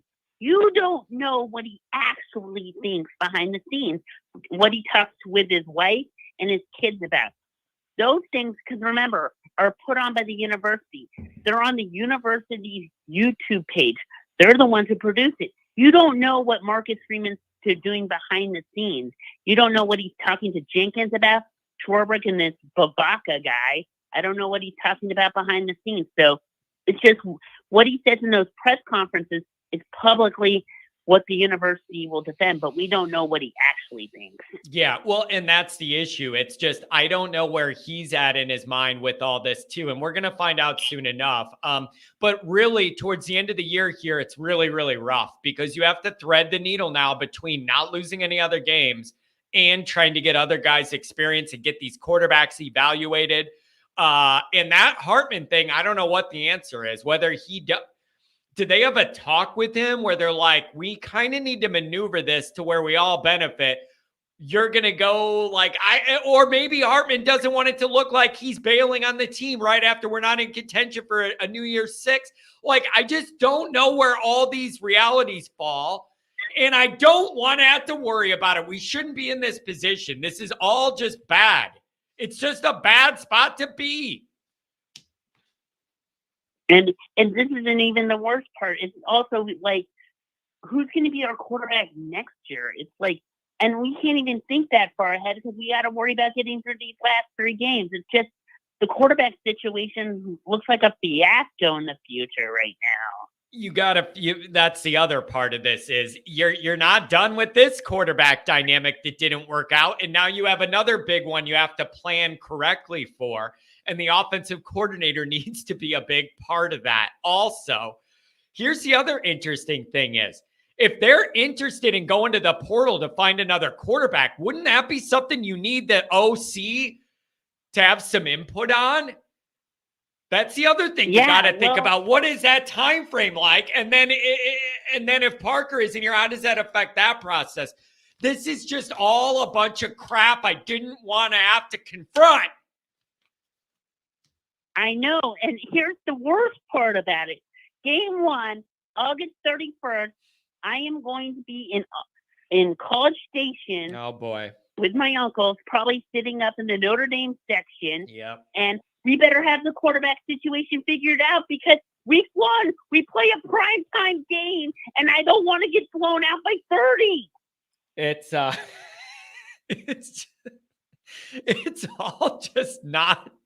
It's all just frustrating. Even when you get out of this year, it doesn't get any easier. You go to the SEC right away next year. There's no easy way out for Notre Dame right now. Do you want them to go with the portal guy, or do you think Angeli or Minchie could do it, and then Carr competes the year after, and we develop our own guys? What do you think the best path is? I say it's Angeli all the way. You got to develop your own guys. You can't just go hope some guy transfers from some, NC State or some Southern school who probably got beaten up there, who didn't like the coach, and tell me he's not going to cause trouble at the new school he goes to. Just develop a player from within and then use the portal guys for your offensive linemen, and then maybe get a backup quarterback if he transfers in. Tell him, hey, you can transfer to Notre Dame, but you're going to have to sit on the bench for a year, and then you're going to have to gain our trust before we put you in the starting position. Yeah. It's just There are no easy solutions to where Notre Dame is right now. And now you got a bye week for everybody to just sit and wallow in their misery. And then you come out with 2 other games nobody's excited about. This is going to be a grind at the end of the year, an absolute grind. Anything else, my friend? Thanks for touching base. I mean, I'm the only thing I have to say is Notre Dame better get everything together. I mean, they better blow out Wake Forest, but I don't think that's going to help me. The only thing that's going to help me is if I go to College Station and Notre Dame blows out Texas A&M. That's what that program needs right now. Yeah. But man, I don't even know if Jimbo's going to be there. Right I don't even know if Jimbo's going to be there for that. They may have all sorts of changes going on with the coaches, and who knows what that would do to our game. But I got months to worry about that one. Let's try and just not lose any more this year. Hey, thank you for the donation. Thanks for the call. And always, thank you for your hard work for Notre Dame, Our Lady. I know you take it seriously and do a good job. Thank you for your service to Notre Dame, my friend. Thank you. And a shout out to Micah Shrewsbury, your first game tonight. Good luck, coach. There you go. That's a good one. Good call. Thank you very much for that. I appreciate it. Hard times. No BS. We should seed Hartman and allow Angeli to grow. The issue with that is my initial reaction out of anger of where we're at is this. But you got to understand, Freeman's got to look at it as I can't lose another game. And then we get into a debate of, I could argue, I don't think you're in a worse chance to lose the game if Angeli or Minchie's out there right now than Hartman. His stat line was awful the other day. Like, I don't understand how much worse we could be. He was, 13 completions for 100 and something yards and a pick 6 and another. Like, are you telling me Angeli and Minchie are going to be worse than that? That's the issue. The fans want this development now, and to be able to see all that, Freeman's thinking I can't lose another game. And then he's probably going to think Hartman still gives me the best chance to do that. I'm not sure that it does right now. That's where I'm at. I'm not sure that that does give you the best chance to win right now. Yeah, exactly, Pat. I'm saying what they are going to say. I don't think that. He's not playing good enough football, but I'm worried they think he's the best option to give him a chance to win every game. I'm not saying I believe that at this point, the way he's playing. What happened to Hartman? What happened to Hartman? What happened to Hartman? People said. And the answer might just be he went to Notre Dame. He went to Notre Dame, and it'll screw you up. 859, you're on the line. Good morning. Andrew, I got you next. 224. What's going on? 859. I'm all right. I'm depressed, but I'm going to push back. Okay. Okay, let's start first. Let's give out the shout that the team has won us 2 titles in the last 15 years. If you're a true Notre Dame sports fan, today's biggest thing starts at 1 o'clock when our women play in Paris against the number 5 team in the country. Part 1. Part 2. All ND people that have degrees do not look down on Subway alumni. So I didn't appreciate that comment. Part 3 is, it's year 2. Could we get into year 3? Why is Freeman in the position he's in? Because of what Swamp Thing did. We didn't have a quarterback. He did the smart thing, went out to the portal, got a guy. He was a bust. It didn't develop. We didn't have any wide receivers to throw to. We had to bring in a new offensive line coach. And you guys want to all fire him. Who's going to take the job? These people, I'm not saying you, John. I know he's not going anywhere. Who do you want is going to take the job? Yeah, I know. Go. I think that's just the frustration, man. You want something else, but it's hard to come up with the answers. Like, it's so frustrating. Everybody's just so frustrated. And Tim, the thing is, if you're going to hire a coach with inexperience, you got to insulate him with experience around him to help him along. And he wanted to do that, John. Yep, John, he wanted to do that. He wanted. Yep. And okay, let's be honest about that. And when Lou Holtz said, like Lou Holtz said, he needed every 25 years of experience to handle Notre Dame. Yeah. Okay, Freeman didn't get that. But you also said, too, and what we hoped with Freeman, he was going to take us to the next level. Could we let him get all his talent in there before we want to run him out of town? For the love of God. I mean, he's won, like Kelly, in 12 years, 2 top 10 wins. He's already got that. Yes, we've had some very disappointing losses. Yes, sorry, I don't know why we can't play on the road. He's going to have to take a self-examination on that one. But, okay, everybody out there like Clemson had no damn talent. Yeah, It's disgusting they had 10 starters up. I get that. But they still had guys that can make some plays. Our offense, if they could have done one thing, we gave them 5 times and we couldn't move the ball. The play calling is atrocious. I get that. But, just to write this off, it's not going to be a great year. But they did the one positive thing you have to do. He set the tone on that, so he got them. But how about we do this? Don't choke any of these last 2 games, and you go beat LSU. I can sleep well in the winter time if we get that done. Do I? No, because I think we could drop one of these next 2. But people just want to run out and be fair weather. No. And John, it's always going to matter if we win or lose. I know this season's done. I know. I'd like the title. I'm getting old. I don't know how many more years I've got of this. But to say that Denver matters if we win or lose, that I will never agree with. Yeah, these are just not the problems and the considerations you should be having at this point. Like, you just can't do it. Like, this cannot be where you are at right now, man. And I don't, and so how do you finish out the year then, Tom? Do you get to play youth and try and do all that, or do you not? You have to stick with what you're doing. How do you blend this now? The calculation has to change now because of where you're at in these circumstances. How should they navigate this? 100% agree with you. What I do is I'd let Hartman start. Not that he needs a senior day because he's not a true ND guy. He made a financial decision. God love him. He made $2 million. I'd let him come up opening series and say, okay, you split it. Let's see what Angela can do. If he struggles, then you go to the next guy. And you do what Colts did when Chris Zorich was crying. You evaluate who's going to take these last 2 games seriously in the bowl. Because estimates this. So why does he need to prove anything else? Let's build for next year. He's going to take an 8. I agree. What's one more loss going to do? It matters if you win or lose, but you're building for next year. And the schedule softens up a little bit. Because if you hit the portal again, then these guys are going to lose. You've got to develop a quarterback. You might have to take a down year, but you've got to develop a quarterback and go from there. And we thought we'd be great this year because we thought Hartman was going to be better than he was. He didn't pan out. The offensive line was a little bit weaker than we thought. Whether it's play calling, the wide receivers can't get open. I don't know that. I don't know why we can't run a slant. Here's the other question I'd ask: why can't he check off? I don't ever remember seeing Hartman check off one time at the line of scrimmage. Is he told not to? I mean, he just what? I mean, that's what it came down. I think we put our hopes into Hartman being great. He was going to take us to the next level. He didn't. So that what you do now is you don't go to the portal again. I wouldn't. That's my take on it.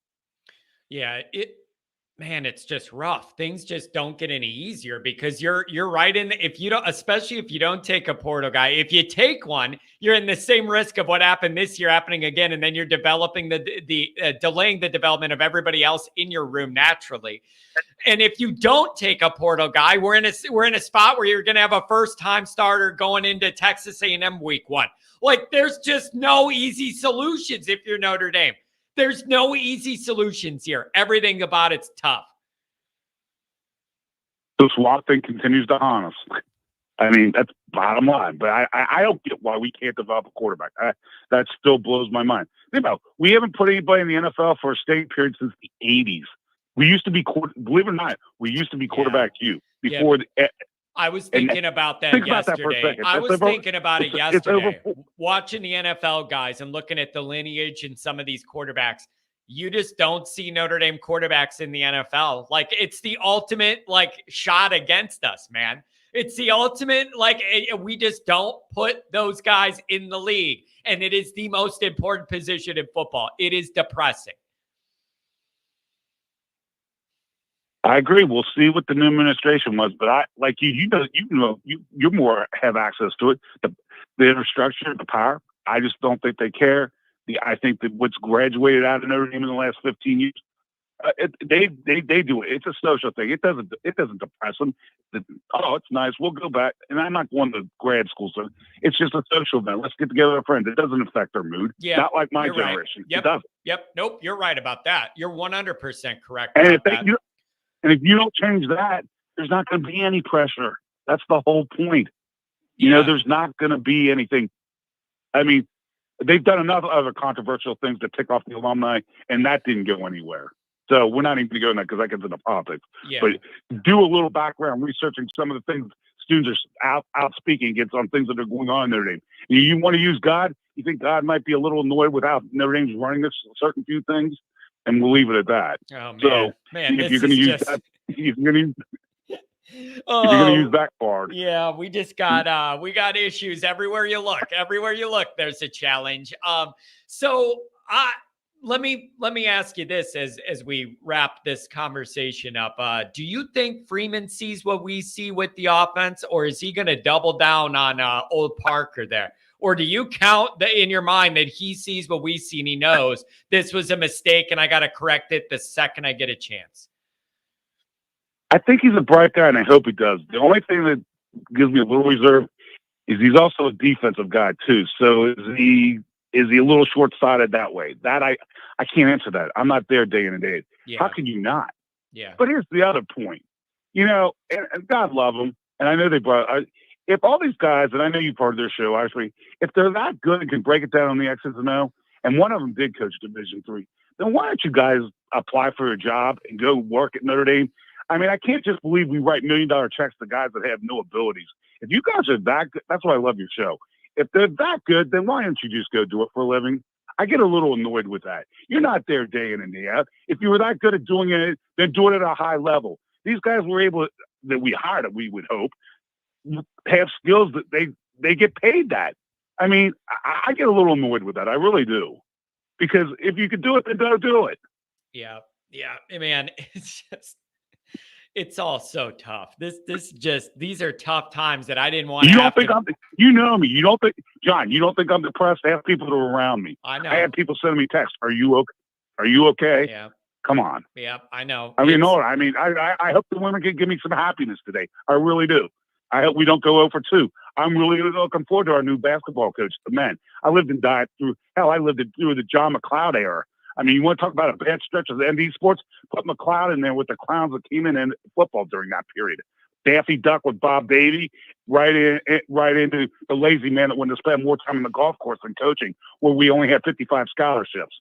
You know who that was. Yeah. So come on, Tim. You gotta find some peace in your life, brother. You gotta find some peace in your life. I have it. It's called faith. And can I ask your cars, please, one thing? No, you don't want to have. Could we please stop using the Lord's name in vain? We got to stop that, because that's become a little frequent too. So let's cut that one out. No, I didn't use any F words. So just can we please stop using the Lord's name in vain? No GDs, but more F words. No, I'm serious about that. I know. We don't need to do that. I know. All right, John, it comes out. People are so mad they don't even realize what they say till it's out of their mouth. I think there's a lot of that going on. I know. It's the same thing with the F word. I put a fine in my basement because we did it too much, and then we donated it to charity to cut that out. Yeah, I'm no saint. I had a bad habit that I worked on. So no, we're cutting this out. Yeah. I get frustrated more than anybody. I know. Tim, hang in there, man. It's going to be a long bye week, but hang in there. And, well, let me ask you a question before do you think we dropped one of the last two? It wouldn't surprise me, but I wouldn't pick it. But if it happened and you lost to Clemson again at the end of the year at their place when nobody cares, and there's nothing on the line, I could totally see that adding gas to this fire. You mean Stanford? I've heard they've gotten better. Is that true? I think they actually have gotten better. I've watched them play a little bit, but Notre Dame shouldn't lose. But it's a matter of it would pour gas on the flames. It would just pour gas on the flames. But when you play offense the way we play, anything's possible. Sorry, that's where we're at. That's true. They're so bad at offense, I can't trust anything. Yeah. Hey, I hope this depression at least equals good numbers for you, John. Yeah, there you go, man. Hey, there's some positivity. Hey, thanks, Tim. Have a good week, buddy. Hang in there. You too. Hang in there, man. That guy loves Notre Dame. He loves Notre Dame. All right, I got a few more callers. I want to get through it all. And $20 here, Martinez. I got you. You're going to come up after this one. 224. What's up, Andrew? Good morning. Hey, John. How's it going? Oh, we're in the middle of a counseling session, and I know you've been on the line and you've heard that. It really does feel that way, man. Everybody's talking it out with the main stuff in their mind, and everybody's in a rough place, man. What's up with you today? Yeah, I just have 2 points. So the first one is I get where the focus is on Parker and Hartman. I mean, that should be a huge topic, but one thing that really just cannot go overlooked, and I think Rodney, I've been in and out hearing the show, but I think Rodney touched on it a little bit, which is what is going on with the preparation on road games. Like if you look at Notre Dame's schedule this year, they've played 4 true road games, all of them ACC opponents, and with the exception of the second half, really against North Carolina State after the long weather delay, Notre Dame has been out physical by the other team in every single road game. You could look at the first half of the NC State game. Hartman was taking some huge shots. You got the Duke game; they got out physical the entire football game. Yeah, don't even talk about Louisville. Yeah, exactly. Yeah, yeah, yep. And then a makeshift offensive line for Clemson pushes them around, which the defense did eventually recover. But what's V. Carell's excuse? I mean, he got absolutely obliterated by that number 19 for Clemson, who in his defense, that guy was gigantic, but I don't think I've ever seen, a supposed NFL potential lineman get bowled over like that. I mean, there's something going on with preparation. And I think that the fault lies with the head football coach. I mean, what are you doing during the week to get ready and to get prepared for playing on the road in a tough enviment? What's your routine when you get into onto the road? Andrew, is that more mentality is an issue, or actual process is an issue of what you are physically doing to get ready for that? Everything leading up to even travel and everything that goes into that. I don't know. Well, I don't know how to figure that out. Are you not ready in your mind? Like Kelly used to have guys not ready in their mind to go into a big road environment. Or is it the practical part of what you have to do to prepare? Or is it all of it, or both? Or we don't know? What is it? Well, I got an answer for that. How about the ND media, who are just a bunch of Marcus Freeman sycophants, actually do some work and try to discover what the heck's going on in terms of Notre Dame's process on road games? I mean, I just feel like Marcus Freeman has been totally left off the hook, especially after he beat USC. And it's the goals for the season, ended when we lost to Louisville. I just think the ND press right now really likes how nice and cool Marcus Freeman is, and I just believe in an adversarial press where you're not friend. You're not going to have that here, Andrew. You're not going to have that here. You're not going to have that here. You're never ever going to have that here. And I got to tell you, I'm closer to this dynamic now than I ever have been because of my work and the writing and some of the access that's available to us on that end. And I'm not fully immersed in it, but I've been around it a lot more than I ever have been before.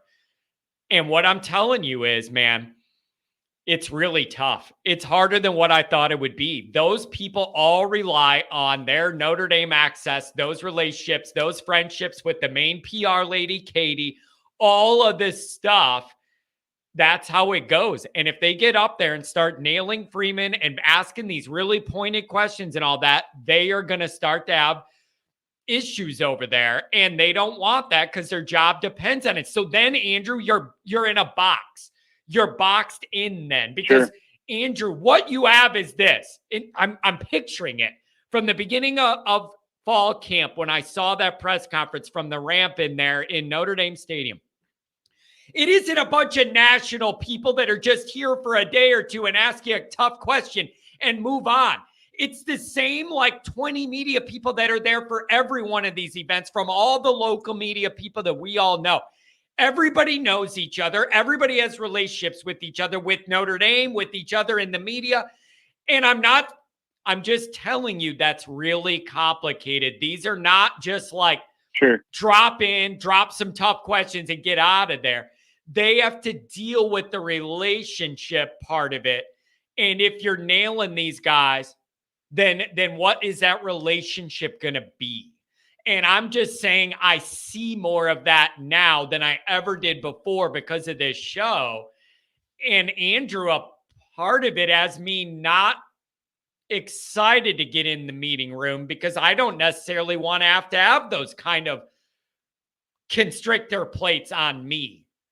Do you get what I'm saying? Once I'm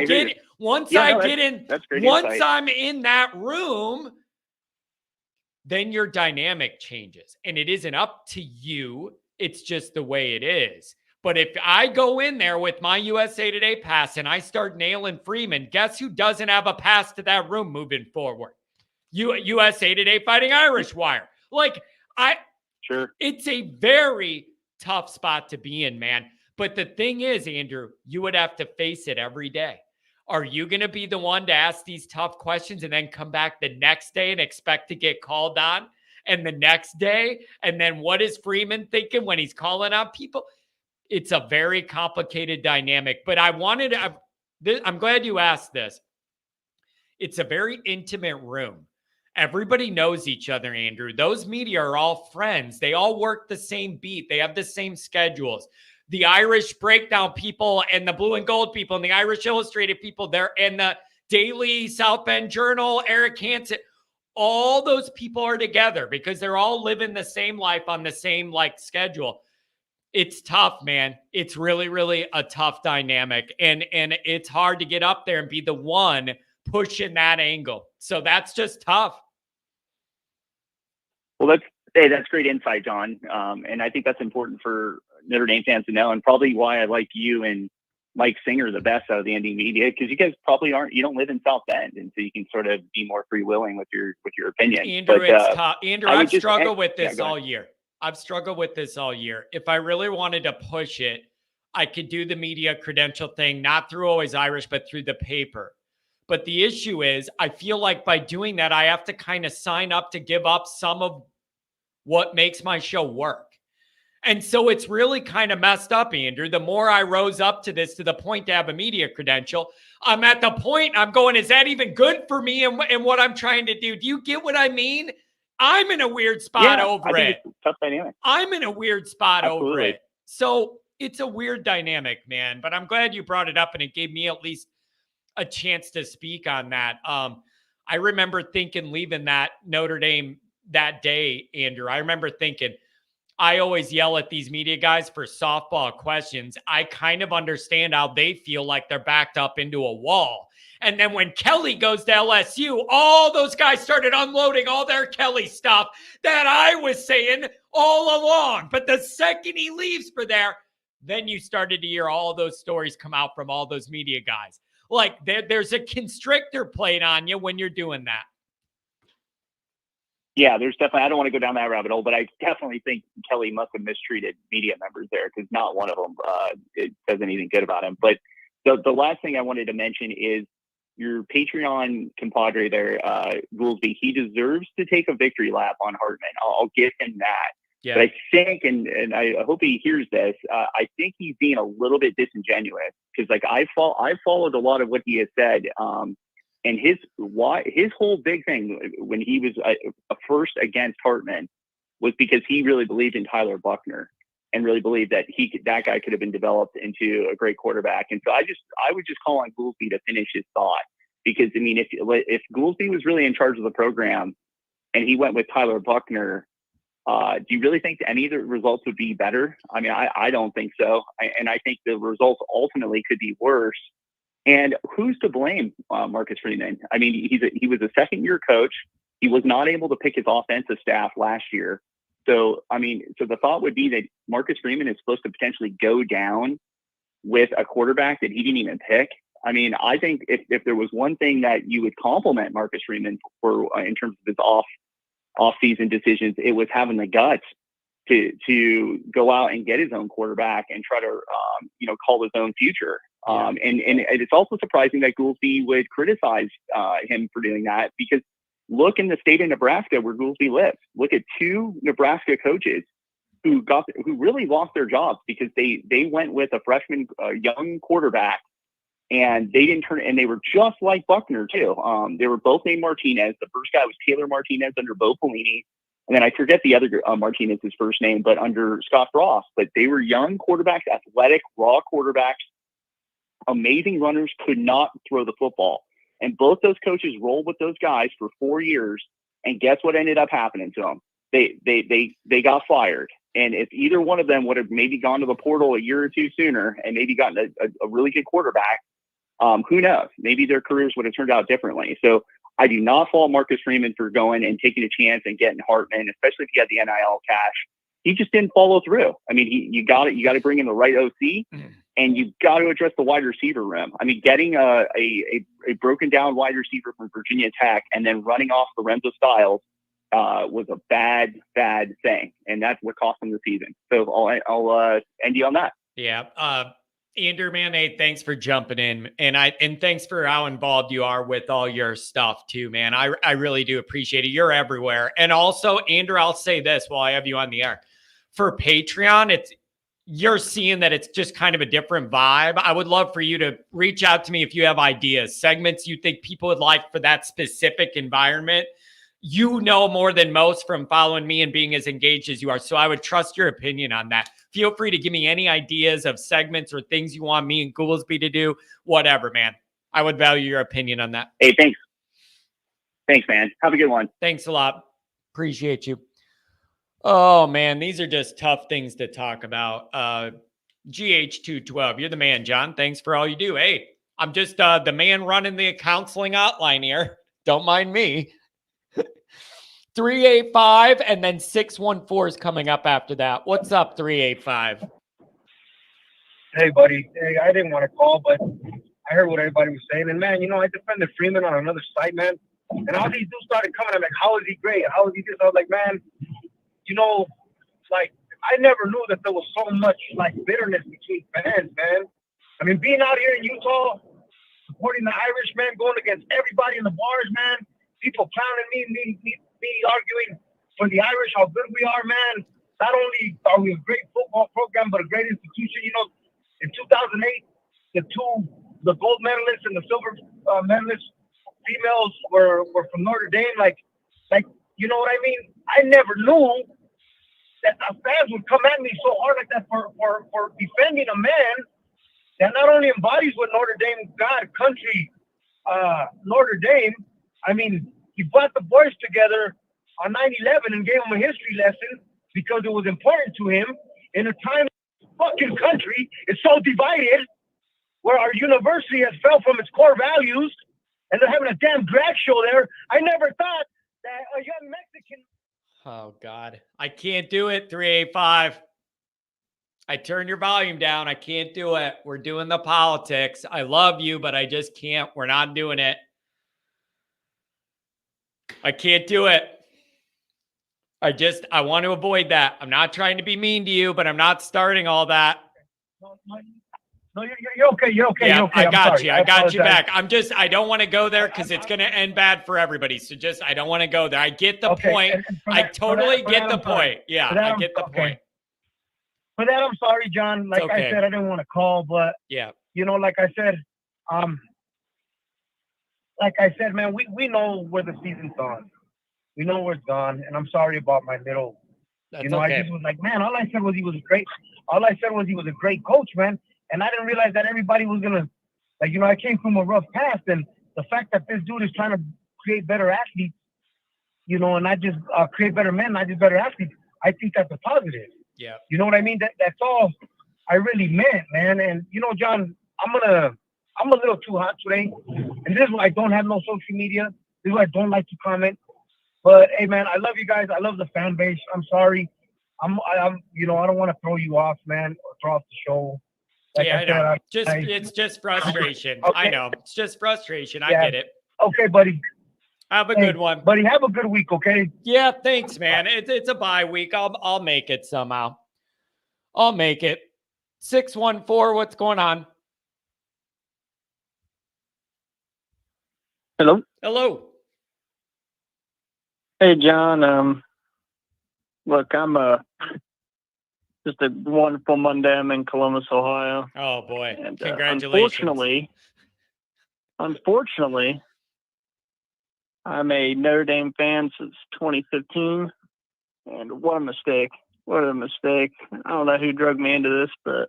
Well, I mean, how did it become 2015? Is that when you became of age, old enough to follow football, or how did that all come about in that year? Well, we went up to the university and got to see the campus and went to a game and then fell in love with everything. So Yeah, it's a cool, Unfortunately, it's a great place, man. So yeah, that's got to be a rough dynamic, and you're right in the middle of all them fighting with all the Michigan people, and now we're miserable. It's just all a bunch of bad right now, isn't it? well, then we'll talk about the dynamic of the season to where we have to go. You lose to Ohio State, which I will hear that for like the next 30 years. It's never going away, especially how they lost at the end. Yep. It was a big moment. It was a big moment. You had a chance to change a lot of things there. It was a huge moment, and it's going to stick for a while, and it should. And then you lose to Louisville. So then by this point, and then we lose to Clemson at this point, when I'm walking around Columbus, it's like I'm a panhandler at this point. Yeah. Like people, instead of being like, oh, you're a rival and we respect you, at this point, it's just like, they just feel bad for me. I'm just like, this is awful. Yep. It's just, it's rough, and there's no easy way out of it now. You're in the middle of the shit now, and you got to figure out your way out of it. Notre Dame's got a tough task in front of them. One that it's not one that I wanted it to be at this point. It is, how are you going to win the rest of these games this year to not make things worse and be able to develop some of your younger guys? I'm asking for a lot. I know that. Well, we still have a lot of the main thing, really good defense. I think, some of the best corners in the country. We have to run the football effectively. I don't know if Estime is going to play the last two games, but yeah, that's interesting too. And yeah, that's interesting too. Do you start having some of those decisions? It wouldn't be now, the next couple of games, but in that bowl game, that's the other thing. We got to see what, yeah, exactly. Dr. John says, God is punishing us for enjoying the Michigan situation too much. I genuinely, Dr. John, felt some of that over the weekend, that's what I get for putting content out, ripping Michigan and doing last week and making it more about that. Dr. John, you might be onto something. Sorry, caller. Yeah, maybe that's probably the case. I mean, we were preying on someone's downfall, so. Yep, that's the way it goes. Yeah, that's the way it goes. So I don't know what you're going to do from here. Future, yeah, what about the future? How do you navigate your way out of this? So I think from what I've seen from Angeli, I think he works really well within the system. He's been there for a while. I think he works really well within the system. Is the question, what's the high end? Isn't that the question with Angeli? Is like, what would the high end be? Like on the high end, if he excels a lot, what does that look like? Like what is the high end of that? I don't have the answer. I'm just wondering, like, if that's a part of the calculation. I don't think he's going to be, the Heisman guy, but look at it from where we're at.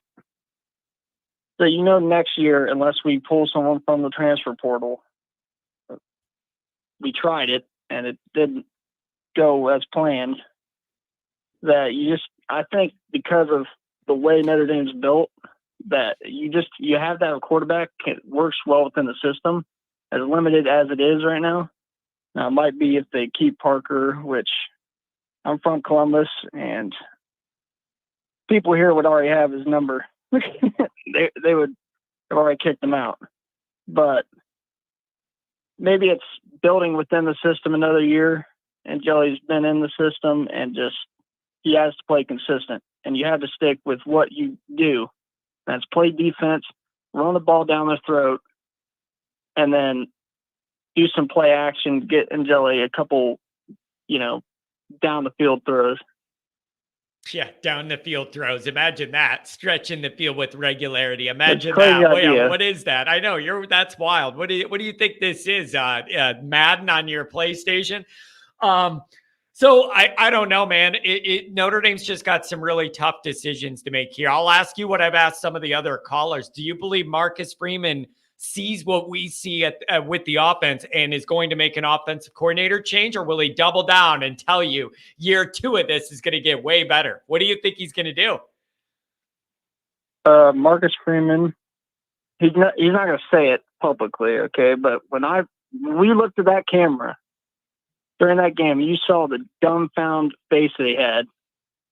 He's like, what is going on? Yeah. I mean, when you can't get past the 50 and we get the ball, punt. Get the ball at 3-0, punt. And it's like they're trying to hand you the game. And it pans over to him and he's just like, what is he supposed to do? I mean, yeah. As a defensive guy, they did what they needed to do. I just don't know. He's got to have the hard conversation. Yeah. You know? Yeah. They want to keep the system for more than 1 year because you're going to get improvement, but he's in a tough situation because he's got to talk to Parker and be like, these are the goals that we have for next year. And if maybe it's another year and you say, these are the goals you had to meet or else, we're going to have we give a little grace in Notre Dame, but, we'll tell you, these are the standards that we have. And if you don't meet them, then we have to move on to someone else. Yeah.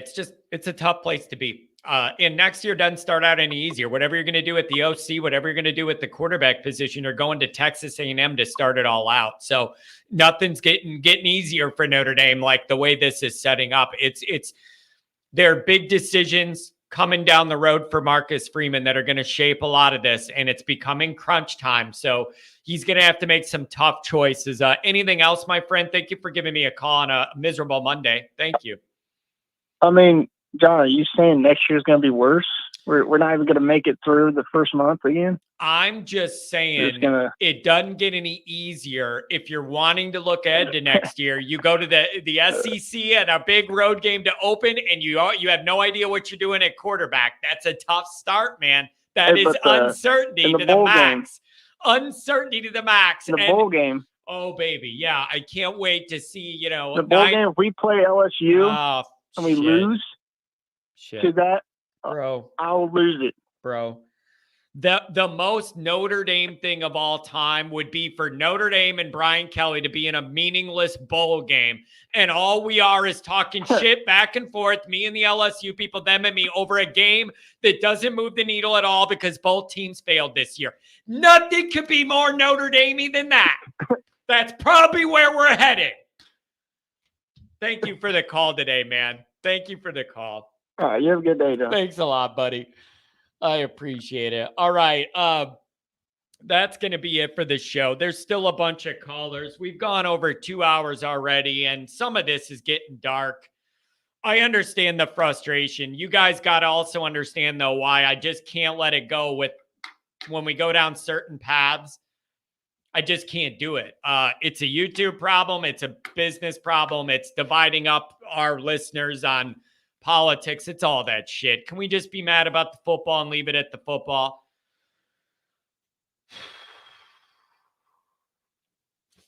This is what happens when Notre Dame goes bad. Things turn dark. Like they just do. It comes with the territory. Quantum. No matter what happens to Indy football, I'll always love Johnny and always Irish, even when I get placed into a timeout. You got to understand, I forget what it was, but anything with the politics or any of this stuff, anything with the social issues, all that crap are like touchy issues on YouTube and with everybody. I can't do it. Have a drink, John. Yeah, I really do need a drink already. It's 11:12. I might have to have a drink. Thanks, everybody. Tom. Please be good to yourself. Thank you, guys. John. Adam, John has lost his soul. I can hear it in his voice. I can't manufacture that Notre Dame excitement energy voice if it isn't there, you guys. I always try and be genuine with you guys. That's why you guys gravitated to my show, is just me spilling my heart out about it. You can hear it in me. I don't have that Notre Dame pep in my voice. It's just, they don't deserve to have that excitement in me. I just can't, it ain't there. Thanks, Corey. I just can't, it's just tough. It's tough. All the donators, thank you. Everybody that genuinely put the chain in the attic. The chain's sitting right here, but you guys know the rule, Mark. I love your craftsmanship. Notre Dame loses. There ain't no pimp chain. There ain't no pimp chain if Notre Dame loses. You don't get to walk around all flashy and shit when you play like shit. No. I really love you guys, though. Thank you for sharing your thoughts with me. Thank you for doing your therapy with me, getting it out. That's what this is all about. We're all in this together, good or bad. Even when we're miserable, we're going to be here together. Thank you all. Donations, chats, emails, Patreon, all of it. Really appreciate you. Me and Goolsby will be back at it. There's a lot to break down. So if you want to go over there, feel free. Patreon.com/alwaysirish. We're all depressed together. Have a good one.